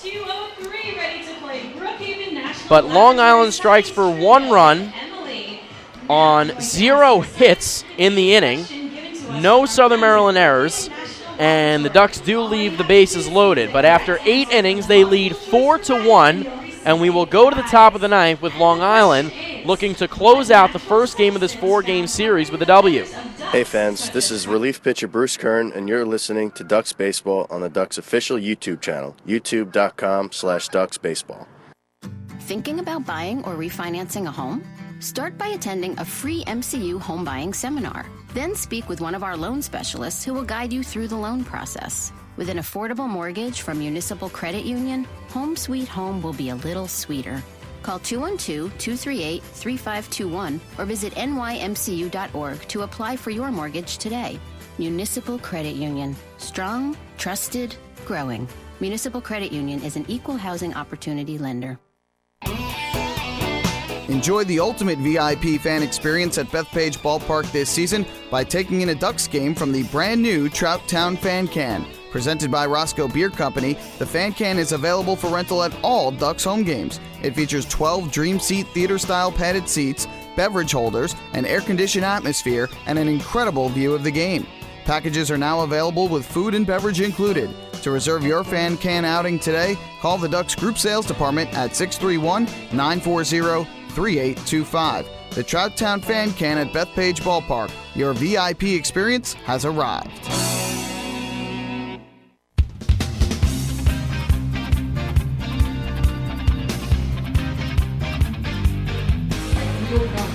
Baseball fans, the Long Island Ducks mobile app, powered by ClearVision Apps, has officially arrived. Buy tickets and stay up to date on Long Island's hometown team right on your mobile device. Download the app today for free by visiting the App Store on your Apple-powered device or Google Play on your Android-powered device. So Amalio Diaz with a very nice top of the 8th inning sets up Ryan Kushmal for a save here in the top of the 9th, with the Ducks leading 4-1. On the year, Kushmal 1-0 with a 1.74 ERA, has appeared in 17 games. They've all been relief appearances. So now making his 18th appearance, has 10 saves. That leads the Atlantic League. Through 20 2/3 innings of work, he has given up 11 hits, just 5 runs, 4 of which have been earned. He's walked 10, struck out 16, and through 84 batters faced, they are hitting 153 against the right-hander, number 34. Kushmal, 6'4", 210 pounds, out of Fenimore, Wisconsin. Was last with Charlotte, the AAA affiliate, with the Chicago White Sox. So the first batter that Kushmal will face is the first baseman, number 29, Zach Wilson, who is 0 for 3 on the day so far. 1 run on 4 hits for Southern Maryland, 4 runs on 8 hits for the Flock. First pitch from Kushmal in his appearance is hit out into right field. Sabatella takes a few steps back, shields the sun with his hand, and he can't find the ball. It falls. Rounding first and going to second is Wilson, and he's there standing. Sabatella just lost it in the sun. It's a hit, a double for Zach Wilson. And not the start to this 9th inning that Long Island wanted, and it was a lazy fly ball that Brian Sabatella just could not find. Designated hitter, number 36. So it'll be up to Kushmal to try to work around the misplayed fly ball to right by Brian,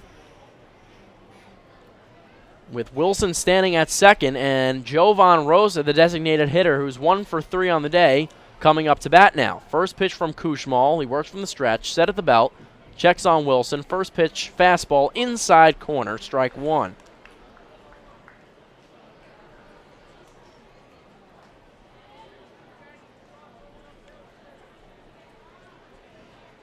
It'll be an 0-1 coming from Kushmal to Rosa. Again, checks on Wilson. No one there even covering the 0-1. Slider misses low and in, 1-1. And it is not often you see Brian Sabatella misplay a ball like that.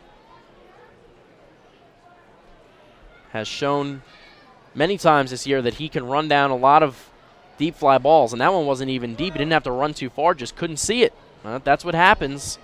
He has sunglasses on out in right field. The 1-1 from Kushmal missed low and in, 2-1. Just never know what's going to happen. Sometimes you can be wearing sunglasses. You can shield the sun with your eyes, your glove, with your hand rather, and the glove. Just doesn't matter. The sun just can play games sometimes. The 2-1 line foul down the right field line up into the stands, 2-2. Kushmal trying to get that first out here against Rosa, and it would be a big one. Rosa has struck out twice in the 2nd and 6th, and then singled in the 4th. So in his 4th at bat here.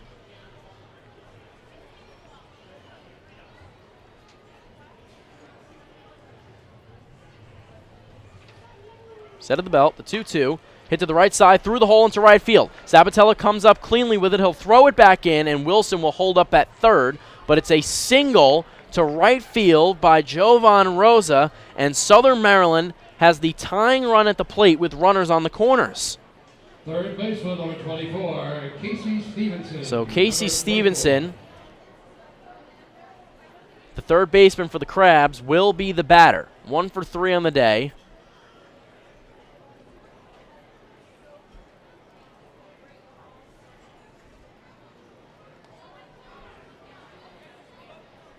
Excuse me, Stevenson is 0 for 3 on the day. He has flown out to center field twice, and then he lined out to right field in his last at-bat. But a chance here to put Southern Maryland down 2. Ducks lead 4-1. First pitch fastball is on the outside corner, a called strike from Ryan Kushmal. So 2 straight hits to start this top of the 9th for Southern Maryland. Wilson with that double that Sabatella just simply couldn't find in the sun, and then Rosa with the single. The 0-1. High in the air, left side, could stay in play. Puckett trying to find it. He runs it down, but he can't reach out and make the catch. He ran all the way to about 2 feet in front of the baseball, but just could not extend that glove out to make the catch. Kushmal ahead 0-2 to Stevenson. And with a ground ball here, Long Island would definitely take the double play and allow the run to score and get the 2 outs and clear the bases if that were the case. But Kushmal can try to get a strikeout as well. He's ahead 0-2. Wilson at third. Rosa at first. The 0-2. Fastball up and in. Take it for ball 1. Some up and in chin music from Ryan Kushmal.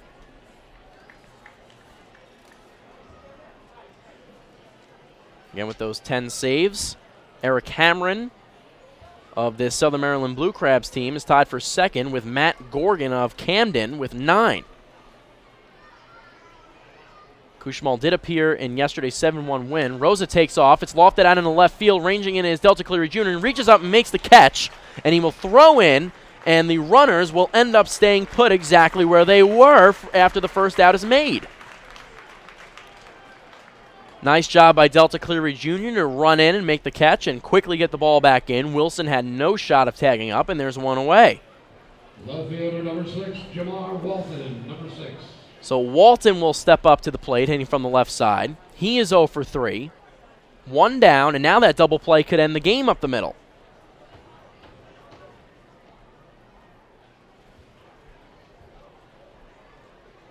Cannot blame Kushmal for that leadoff double, but did surrender the single to Rosa, but he can end this one with a ground ball.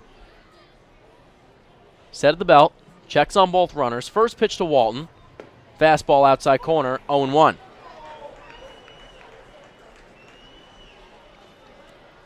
So Mickey Janis with 7 innings of one-run baseball. Southern Maryland snaps that 21 consecutive scoreless inning streak for the knuckleballer. And now Kushmal trying to get his 11th save. Throws over to first to keep Rosa close. He's back in, sliding head first safely.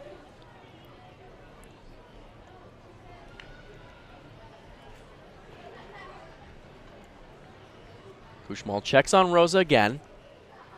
About a 1.5 step lead. Wilson still off third. Set at the belt. The 0-1. Slider inside, misses, low and inside, 1-1.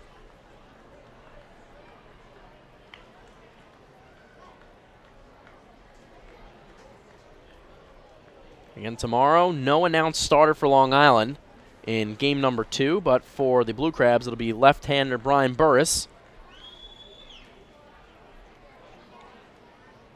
The 1-1 from Kushmal. Fastball inside corner, strike 2.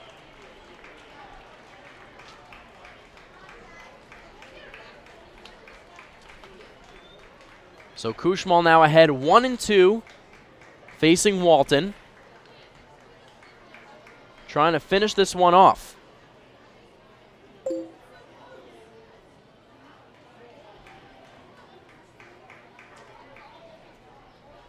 Checks on both runners on the corners. The 1-2 from Kushmal. He deals.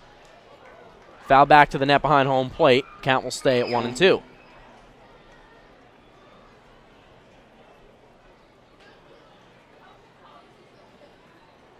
And in Somerset, the Camden River Sharks have gone ahead 10-9. They were trailing 8-1. They are now winning 10-9 in the 9th inning. A 2 RBI double by Joel Guzman puts the Sharks ahead of the Pats. And that definitely helps the Ducks. The 1-2, swing and a miss. Kushmal gets Jamar Walton swinging, and there's 2 down in the top of the 9th. A big strikeout from Ryan Kushmal. It is the 6th of the afternoon for Ducks pitching.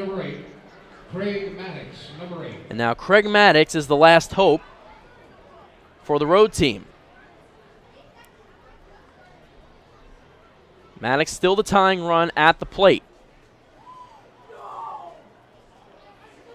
Griffin not holding Rosa on directly on first base. Kushmal deals the first pitch. Fastball inside corner, strike 1.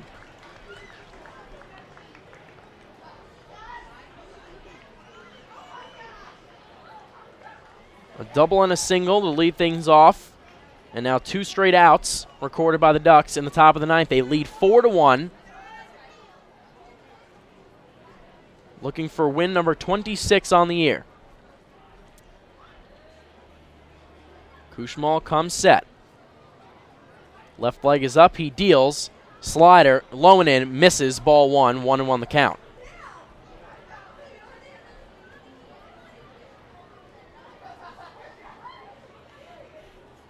Again, over the last 12 games, the Ducks bullpen has allowed just 4 runs in 42 and 1/3 innings of work. That was coming into this game. Kushmal trying to keep that streak alive and well, not a streak, but that streak of good innings going. That pitch foul back behind home plate by Maddox, and it's 1-2. So Kushmal 1 strike away from recording his 11th save of the season and making this a win on Sunday afternoon for the Long Island Ducks. First and third for the Crabs. Craig Maddox looks at Ryan Kushmal. Kushmal set of the belt. He deals. Slider inside, misses by a few inches. 1-2 goes to 2-2.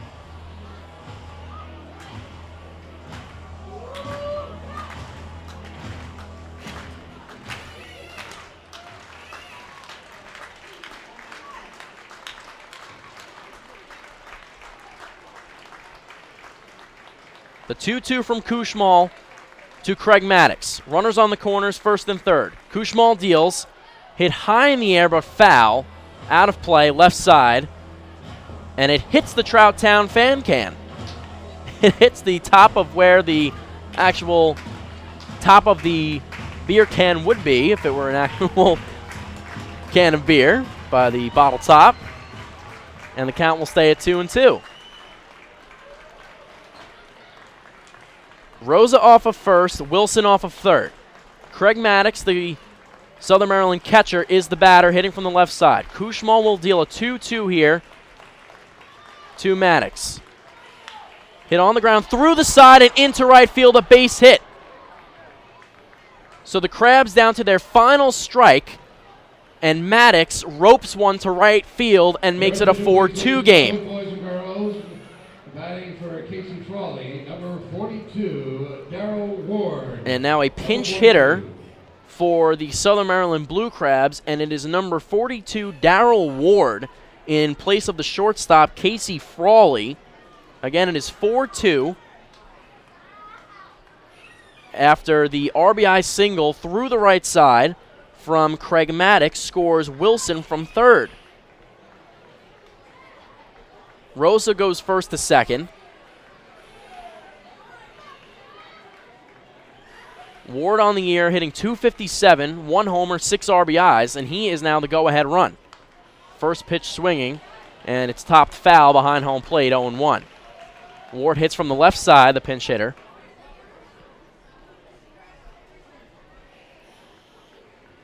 .6'2", 260 pounds, out of Linwood, California. Darrell Ward.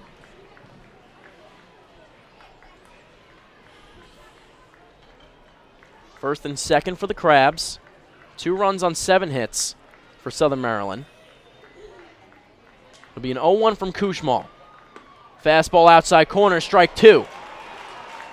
So another batter, and it's another opportunity for Kushmal with the opposing team down to their final strike to put this one away.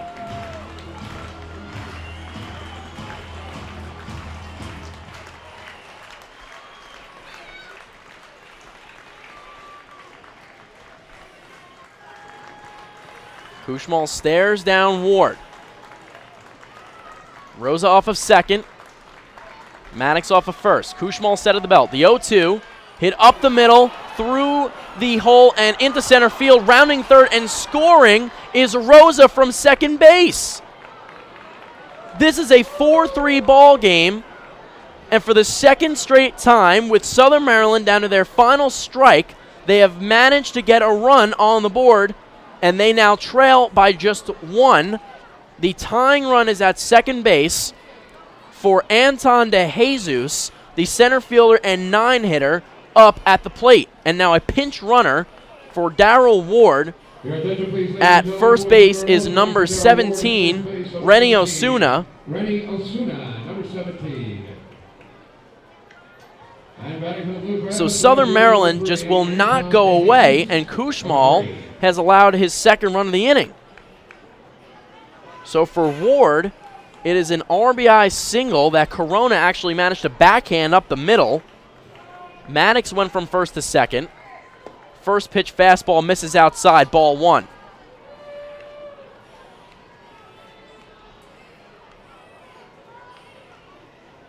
That was a cue shot that just somehow managed to roll past Kushmal across second base and into shallow center before the second baseman Corona was able to cut it off. It'll be an 0-1 from Kushmal into Jesus. Misses low and in, ball 2.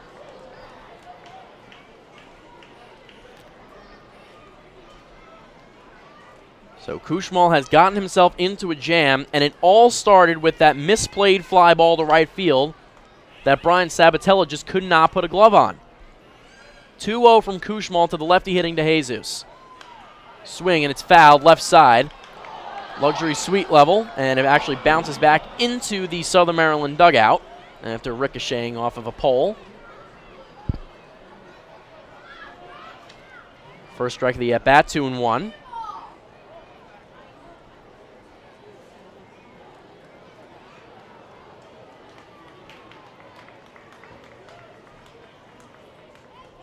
The 2-1. DeJesus ropes it, but foul, left field side, out of play.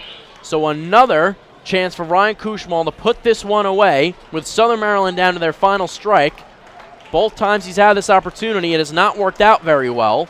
Back-to-back RBI singles allowed on the opportunities. On second base is Craig Maddox, the catcher. At first base is Renny Osuna, the pinch hitter for Darrell Ward, who had the RBI single in the previous at-bat. Ducks lead 4-3. Kushmal will deal a 2-2 to DeJesus. And it's hit high in the air to right field. Sabatella's going to go back. Will he reach up and make the catch? He can't make it. It goes off his glove, and it goes to his right, rounding third, and scoring is Maddox, and it's all tied up at 4. Brian Sabatella misplays 2 balls in the inning in right field, and the Southern Maryland Blue Crabs have stormed back and scored 3 runs in the top of the 9th inning to tie this game at 4. It is an error on Sabatella. The bases are loaded, and the batter will be Fred Lewis, the right fielder. Sabatella had more than enough time to get there. He reached out and just could not make the catch. And this one is all tied at 4. And boys and girls, don't forget you still have time to run the bases. Absolutely unbelievable. 3 straight opportunities for Ryan Kushmal to put this one away with Southern Maryland down to their final strike, and every time that the opportunity has presented itself, the Blue Crabs have managed to score a run. So I had previously said his bases loaded. Pardon me, it is second and third for Fred Lewis up at the plate. Maddox scored from second. Osuna now standing at third. First pitch from Kushmal is a fastball. Misses outside, 1-0.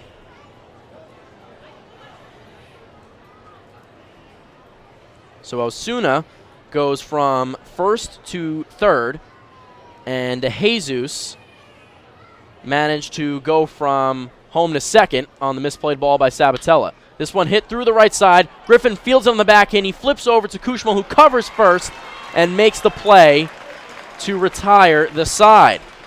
So it is 3-1. But in the inning, the Blue Crabs tie this game up at 4. They score 3 runs on 4 hits, 1 Long Island error, and it was a big one. And the Blue Crabs leave 2 runners aboard. We go to the bottom of the 9th. This game is tied at 4 runs apiece. The Ducks will try to waddle off. Hey fans, this is pitcher Ian Marshall, and you're listening to Ducks Baseball on the Ducks official YouTube channel, youtube.com/Ducks Baseball. James Simmons is going back. He is looking up, and on the Park Night, that one is gone and reaches a kennel in Central Islip. That was another home run for the Ducks. And Duck fans, what's more fun than a home run that helps the Ducks win a game? How about a homer that helps the community win? Chappie's Funeral Home and the Long Island Ducks have once again teamed up for the Chappie's Home Run Challenge. If the Ducks hit 100 homers this season, Chappie's Funeral Home will donate $5,000 to the Quacker Jack Foundation. So every time a Ducks hitter goes deep this season, watch for the Chappie's Challenge home run count on the scoreboard. And if we reach 100, we're all a winner. Chappie's Funeral Home, where caring for others is a family tradition. Can't get enough of the Long Island Ducks? Well, now you can get even more inside info on your favorite hometown team through Facebook and Twitter. The Ducks are constantly updating fans through social media with scores, transactions, ballpark promotions, and much more. You can even win great prizes. All you'll need to do is make a free account on Facebook and Twitter, and then visit us at facebook.com/LIDucks and twitter.com/LIDucks. Think you're Long Island's biggest Ducks fan? Get connected now.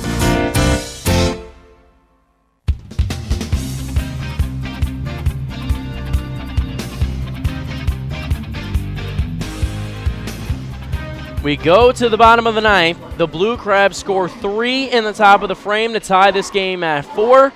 And the Ducks will try to get 1 run and get themselves a W, a pitching change for the Southern Maryland Blue Crabs. So Orlando Santos' day is done. And trying to get a number on who the new arm is here for Southern Maryland. And it is number 34. Justin Berg. Get you Berg's numbers on the year so far. Berg 1-1 with a 3.44 ERA. 16 games, all relief appearances, 18 1/3 innings of work, 18 hits, 8 runs, 7 of them earned, 5 walks, 18 Ks, and opponents are hitting .261 against the right-hander, number 34. So Lou Ford is the batter. It'll be 3-4-5 in the order for Long Island, right in the heart against Berg, who deals a first pitch fastball low for ball 1, and it's 1-0.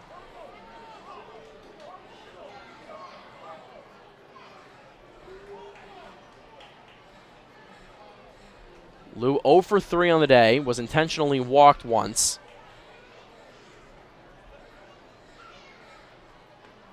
Next pitch, a fastball, low and away, ball 2.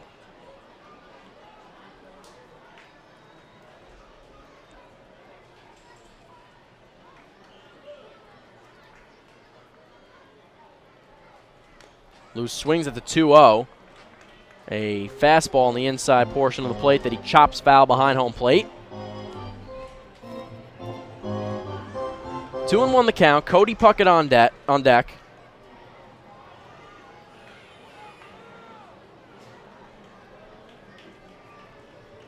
Berg's 2-1 is a fastball outside and low, 3-1.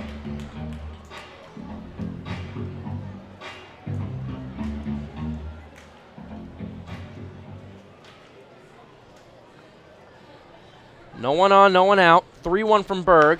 And Lou ropes one fair down the left field line and rolling into the corner. He will round first and go to second. Fielding it off the corner is Jamar Walton, and he will throw it back in. It's a leadoff double for Lou Ford, and the Ducks have a runner at second base with no out here at in the bottom of the ninth.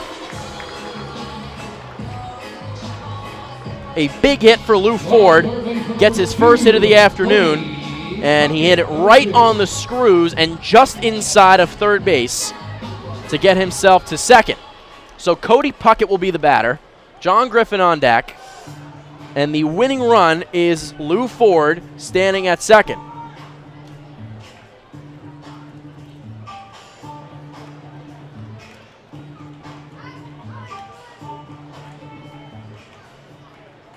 So the 3-run top of the ninth for Southern Maryland has brought us to where we are now.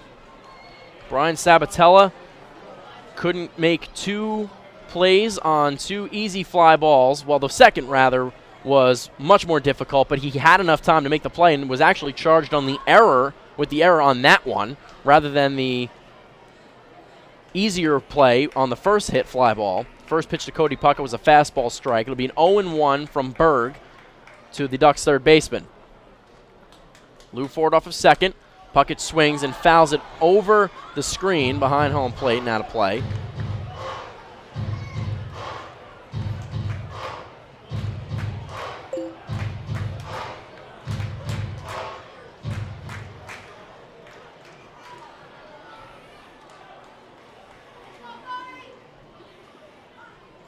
Long Island oh so close 3 straight times. 1 strike away and just could not put this away. Puckett swings and hits one out in the right field. If it falls, it might get Lou in, but it won't. It hangs up there for Fred Lewis, who makes the easy catch, and there's 1 away.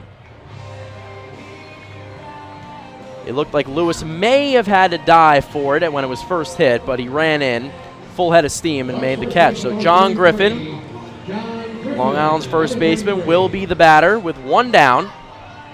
Again, Lou Ford, the winning run is at second base. John 1 for 2 on the day, has singled and walked twice. He also grounded out once. Has stolen a base. Another good day at the dish. Lou with a 3-step lead off second. Griffin takes a first pitch fastball outside, 1-0. Now a visit to the mound coming for Southern Maryland. Prentice Redmond on deck for the Ducks. 4 runs on 9 hits, 1 error for the Flock. 4 runs on 8 hits, 1 error for Southern Maryland. And Ryan Kushmal had come into this game having given up just 1 run in his last 8 outings, which was a total of 10 innings of work. Well, in the top of the 9th, he allowed 3 runs on 4 hits to tie this game at 4, and now the Blue Crabs will intentionally walk John Griffin after dealing just 1 pitch to him to bring up Prentice Redmond, who already has 2 waddle-off hits this season. One of them came a few Sundays ago against the Camden River Sharks that scored Lou Ford from second base, and the other one came in the last home series against the York Revolution. So Griffin is at first, Lou Ford is at second, Prentice Redmond the batter with 1 out. First pitch fastball, low and away, ball 1.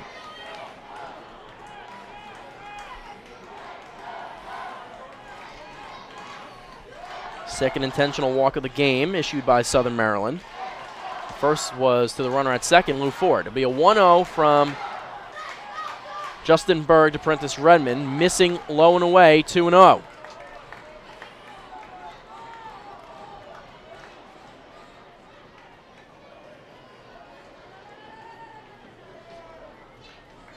We will see if Prentice Redmond can play hero once again. The 2-0 from Berg. Works from the stretch. Set at the belt, he deals. It bounces away from the catcher Maddox and gets to the backstop. Both runners will move up. Lou Ford goes from second to third, and John Griffin goes first to second. The winning run is 90 feet away in number 20, Lou Ford, standing at third.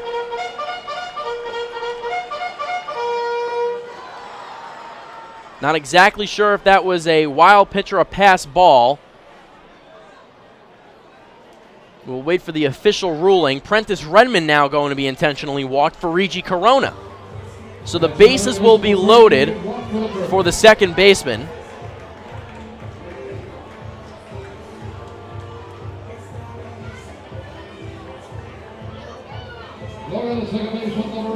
Corona still hitting from the left side against another righty reliever from Southern Maryland.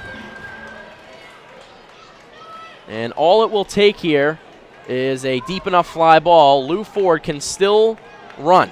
At 38 years old, he can still run around these base paths, run around the outfield, and he can easily score on a deep enough fly ball. There's 1 out. First pitch fastball almost got away from Maddox, who almost had to slap it down as it crossed through the strike zone. 1-0 is the count.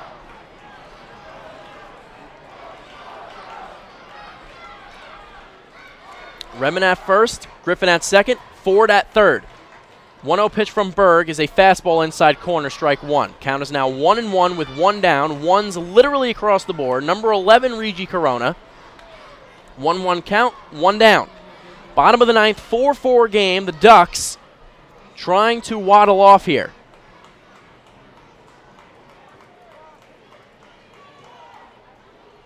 Corona swings and hits it right back up the middle and through into center field. Lou Ford will touch home plate, and the Long Island Ducks waddle off once again. It is a 5-4 victory over the Southern Maryland Blue Crabs on Sunday afternoon. Regi Corona is mobbed out by second base. He is the hero on Sunday afternoon. The Long Island Ducks are victorious over the Blue Crabs. after a scary top of the 9th inning. They come back in the bottom of the 9th. They get the bases loaded, and Regi Corona completes the W with that single right back up through the middle, through the legs of Justin Berg and into center field. They are the winners of Game 1. So it's a 5-4 final. Regi Corona gets the RBI that scores Lou Ford. And it is a dramatic Game 1 victory in this 4-game set from Bethpage Ballpark. We'll step aside, come back, and talk about it a lot more here from the Duck Pond. Hey fans, this is right-handed pitcher Mickey Janis, and you're listening to Ducks Baseball on the Ducks official YouTube channel, youtube.com/DucksBaseball. Spring into a new Honda at Huntington Honda and pay $59 a month for a new 2015 Honda Civic LX sedan. $59. So spring into Huntington Honda on Jericho Turnpike just east of Route 110 or HuntingtonHondaCars.com. Huntington Honda, discover the difference. Auto 24-month lease, total due at inception. Civic $31.90 includes bank fee, first month's payment, no security deposit. Taxes, DMV, title fees extra with excellent credit through HFS. Family fun every time. Beautiful evening for baseball. Big action every time. He reaches up, it's gone! Great value every time. And the Ducks have won it 7-1. The Ducks schedule is loaded with new promotions this season, and with an average ticket price of just $10 and free parking, there is no better value on Long Island. For game times and tickets, visit liducks.com. Long Island Ducks Baseball. Good times every time.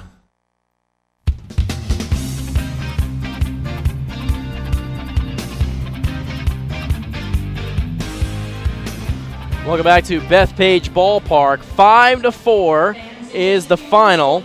It took a full 9 innings after a very bumpy, to say the least, top of the 9th. Regi Corona ropes a RBI single into center field that scores Lou Ford from third base easily. And the Ducks are victorious over the Southern Maryland Blue Crabs in Game 1 of this 4-game set from Bethpage Ballpark. Well, we will tell you how we got there. Again, it was Mickey Janis to get the start for Long Island, and he was great. Once again, he had a 21 consecutive scoreless inning streak that was eventually broken by the Blue Crabs in the 5th inning. With 1 out in the inning, the Blue Crabs were able to get that first run that Janis has allowed again in 21 consecutive innings, was coming off of back-to-back 8-inning shutout performances, but it was an RBI triple from Anton DeJesus. There was actually 2 outs in the inning, and Anton DeJesus hit an RBI triple to the wall in right center field that scored Craig Maddox to give the Blue Crabs their first run of the game. In the bottom of the 5th inning, leading it off for Long Island was Regi Corona. He would ground out or pop out to the second baseman, Jake Opitz, and then Mike Blank would single, Dan Lyons would double, and then Brian Sabatella would hit a 2 RBI single to make it 2-1 Flock. So the team came into the bottom of the 5th trailing 1-0, and their right fielder sent them ahead 2-1. They would make it 3-1 in the 6th inning, when Prentice Redmond, with 1 out, was hit by a pitch. He would go to second base after a throwing error by the pitcher, starter John Lester. And then Regi Corona would single. He would steal second base, and with runners on second and third, Mike Blank would lift a sacrifice fly to left field, or center field, that would score Prentice Redmond. Blank got the RBI, and it was 3-1 Ducks. In the 8th inning, Long Island, after a couple more scoreless innings provided by Mickey Janis and reliever Amalio Diaz, in the 8th inning, Long Island would tack on another one and make it 4-0. John Griffin would lead things off with a walk. Prentice Redmond would walk as well. A sacrifice bunt from Regi Corona that went 1-4, moved up the runners to second and third. Mike Blank was hit by a pitch to load the bases. Dan Lyons would strike out, and then Brian Sabatella would walk and get an RBI, the bases loaded walk, that would score John Griffin and make it 4-0. But that was when things got really, really difficult for Long Island. In the top of the ninth, Ryan Kushmal, the closer, came in looking for his league-leading 11th save. Leading it off was first baseman Zach Wilson. Wilson would lift a lazy fly ball to right field, but in the vicious sun, right fielder Brian Sabatella, with plenty of time to make the catch, was not even able to get a glove on it. None of the baseball hit the glove in any capacity. It fell cleanly, and Wilson, running as he should have been very hard out of the box, was at second with a double. Jovan Rosa, the designated hitter, would follow up with a single, and then Kushmal would get 2 straight outs. He would get Stevenson the fly out to left, and then he would get Jamar Walton a strikeout swinging. That was when Craig Maddox would single and have an RBI to make it a 4-2 game. Then Darrell Ward, pinch hitting for the shortstop Casey Frawley, would also single and get an RBI on a cue shot up the middle that Ryan Kushmal couldn't grab, Dan Lyons couldn't grab, and eventually Reggie Corona would field on the backhand cleanly in shallow center field, but the ball was rolling for so long that Rosa was actually able to score from second base, making it a 4-3 game. The next batter was Anton DeJesus, who would hit a deep fly ball to right field, and with the runners running all the way with 2 outs, Brian Sabatella, again, was not able to field the ball cleanly. It was an E9. He ran a good amount of the outfield down a deep right field, but had enough time to make the catch. He could not make the final out.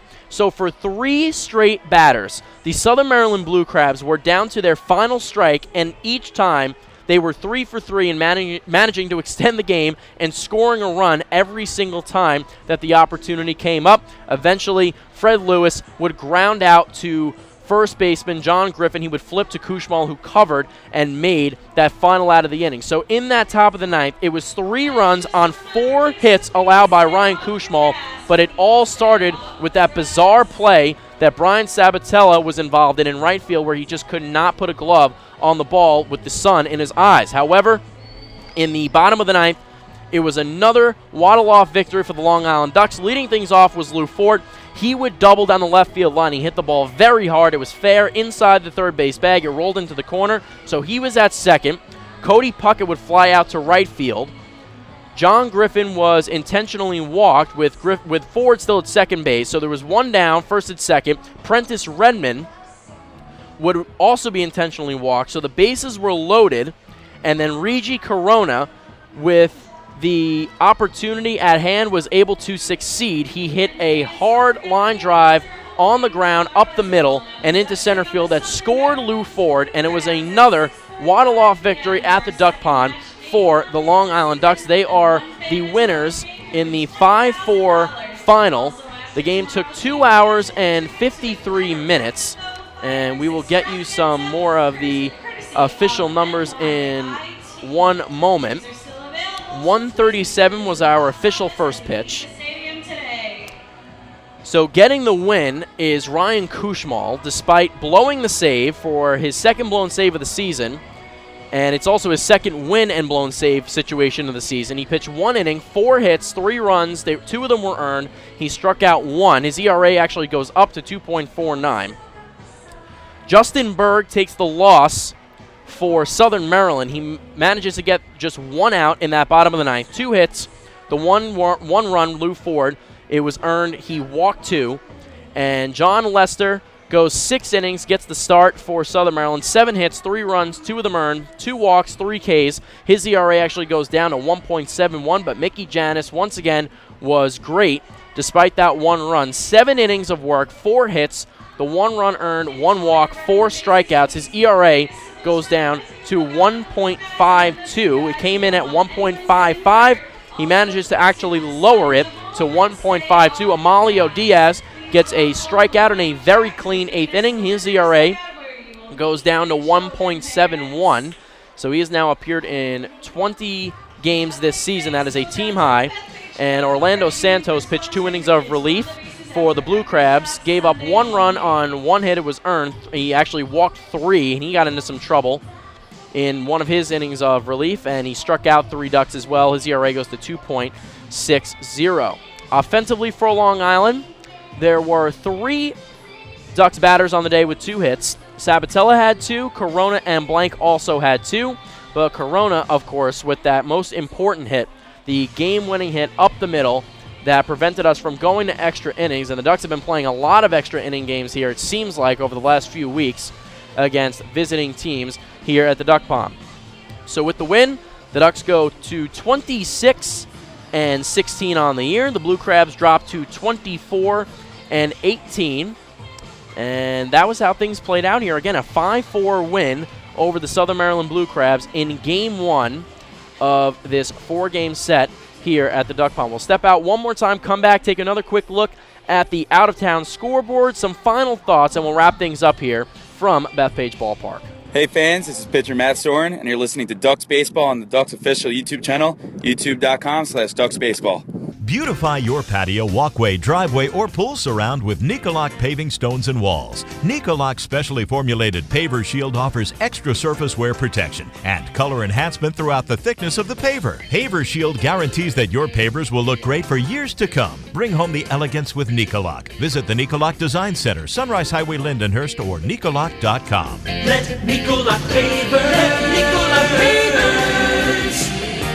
pave your way. The results are in. PSEG Long Island is delivering 99.9% reliability. We got there by strengthening equipment and clearing trees along power lines across our area. And our new outage management system will continue to ensure improved communications and faster restoration. 99.9% reliable. It's one more way we're serving you better. Discover how we're improving every day to bring you better service at www.psegliny.com/reliability.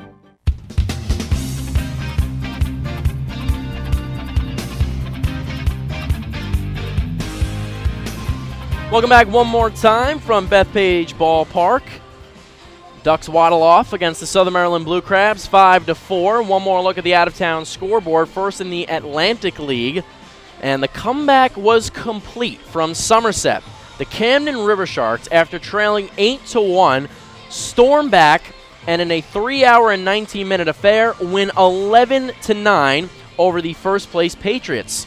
So that definitely helps out the Long Island Ducks. And Camden in last place in the Liberty Division defeat the first-place Somerset Patriots by 2, 11-9 at TD Bank Ballpark. So a big comeback win for the Sharks. Coming up at 5 o'clock, so in about 15 minutes from Santander Stadium, the York Revolution will welcome the Lancaster Barnstormers. 5 o'clock start there in Pennsylvania. And then the final game of the evening slate is in Sugar Land. The Skeeters will welcome the Bridgeport Bluefish, 5:05 game from Constellation Field. In the MLB, the Yankees are victorious over the Los Angeles Angels of Anaheim, 6-2. CC Sabathia gets the win to go to 3-7 on the year. C.J. Wilson takes the loss, and the New York Mets, currently in action in Arizona, they are on top 3-2 over the Diamondbacks, with Josh Colmenter on the mound for the D-backs, and Curtis Granderson with a home run and a run scored. Of course, in that game, actually led the game off with a home run for the Amazons in that one. So once again, the final here at Bethpage Ballpark is 5-4 in favor of the Long Island Ducks. So that'll do it for us here from the Duck Pond. We'll be back at it tomorrow.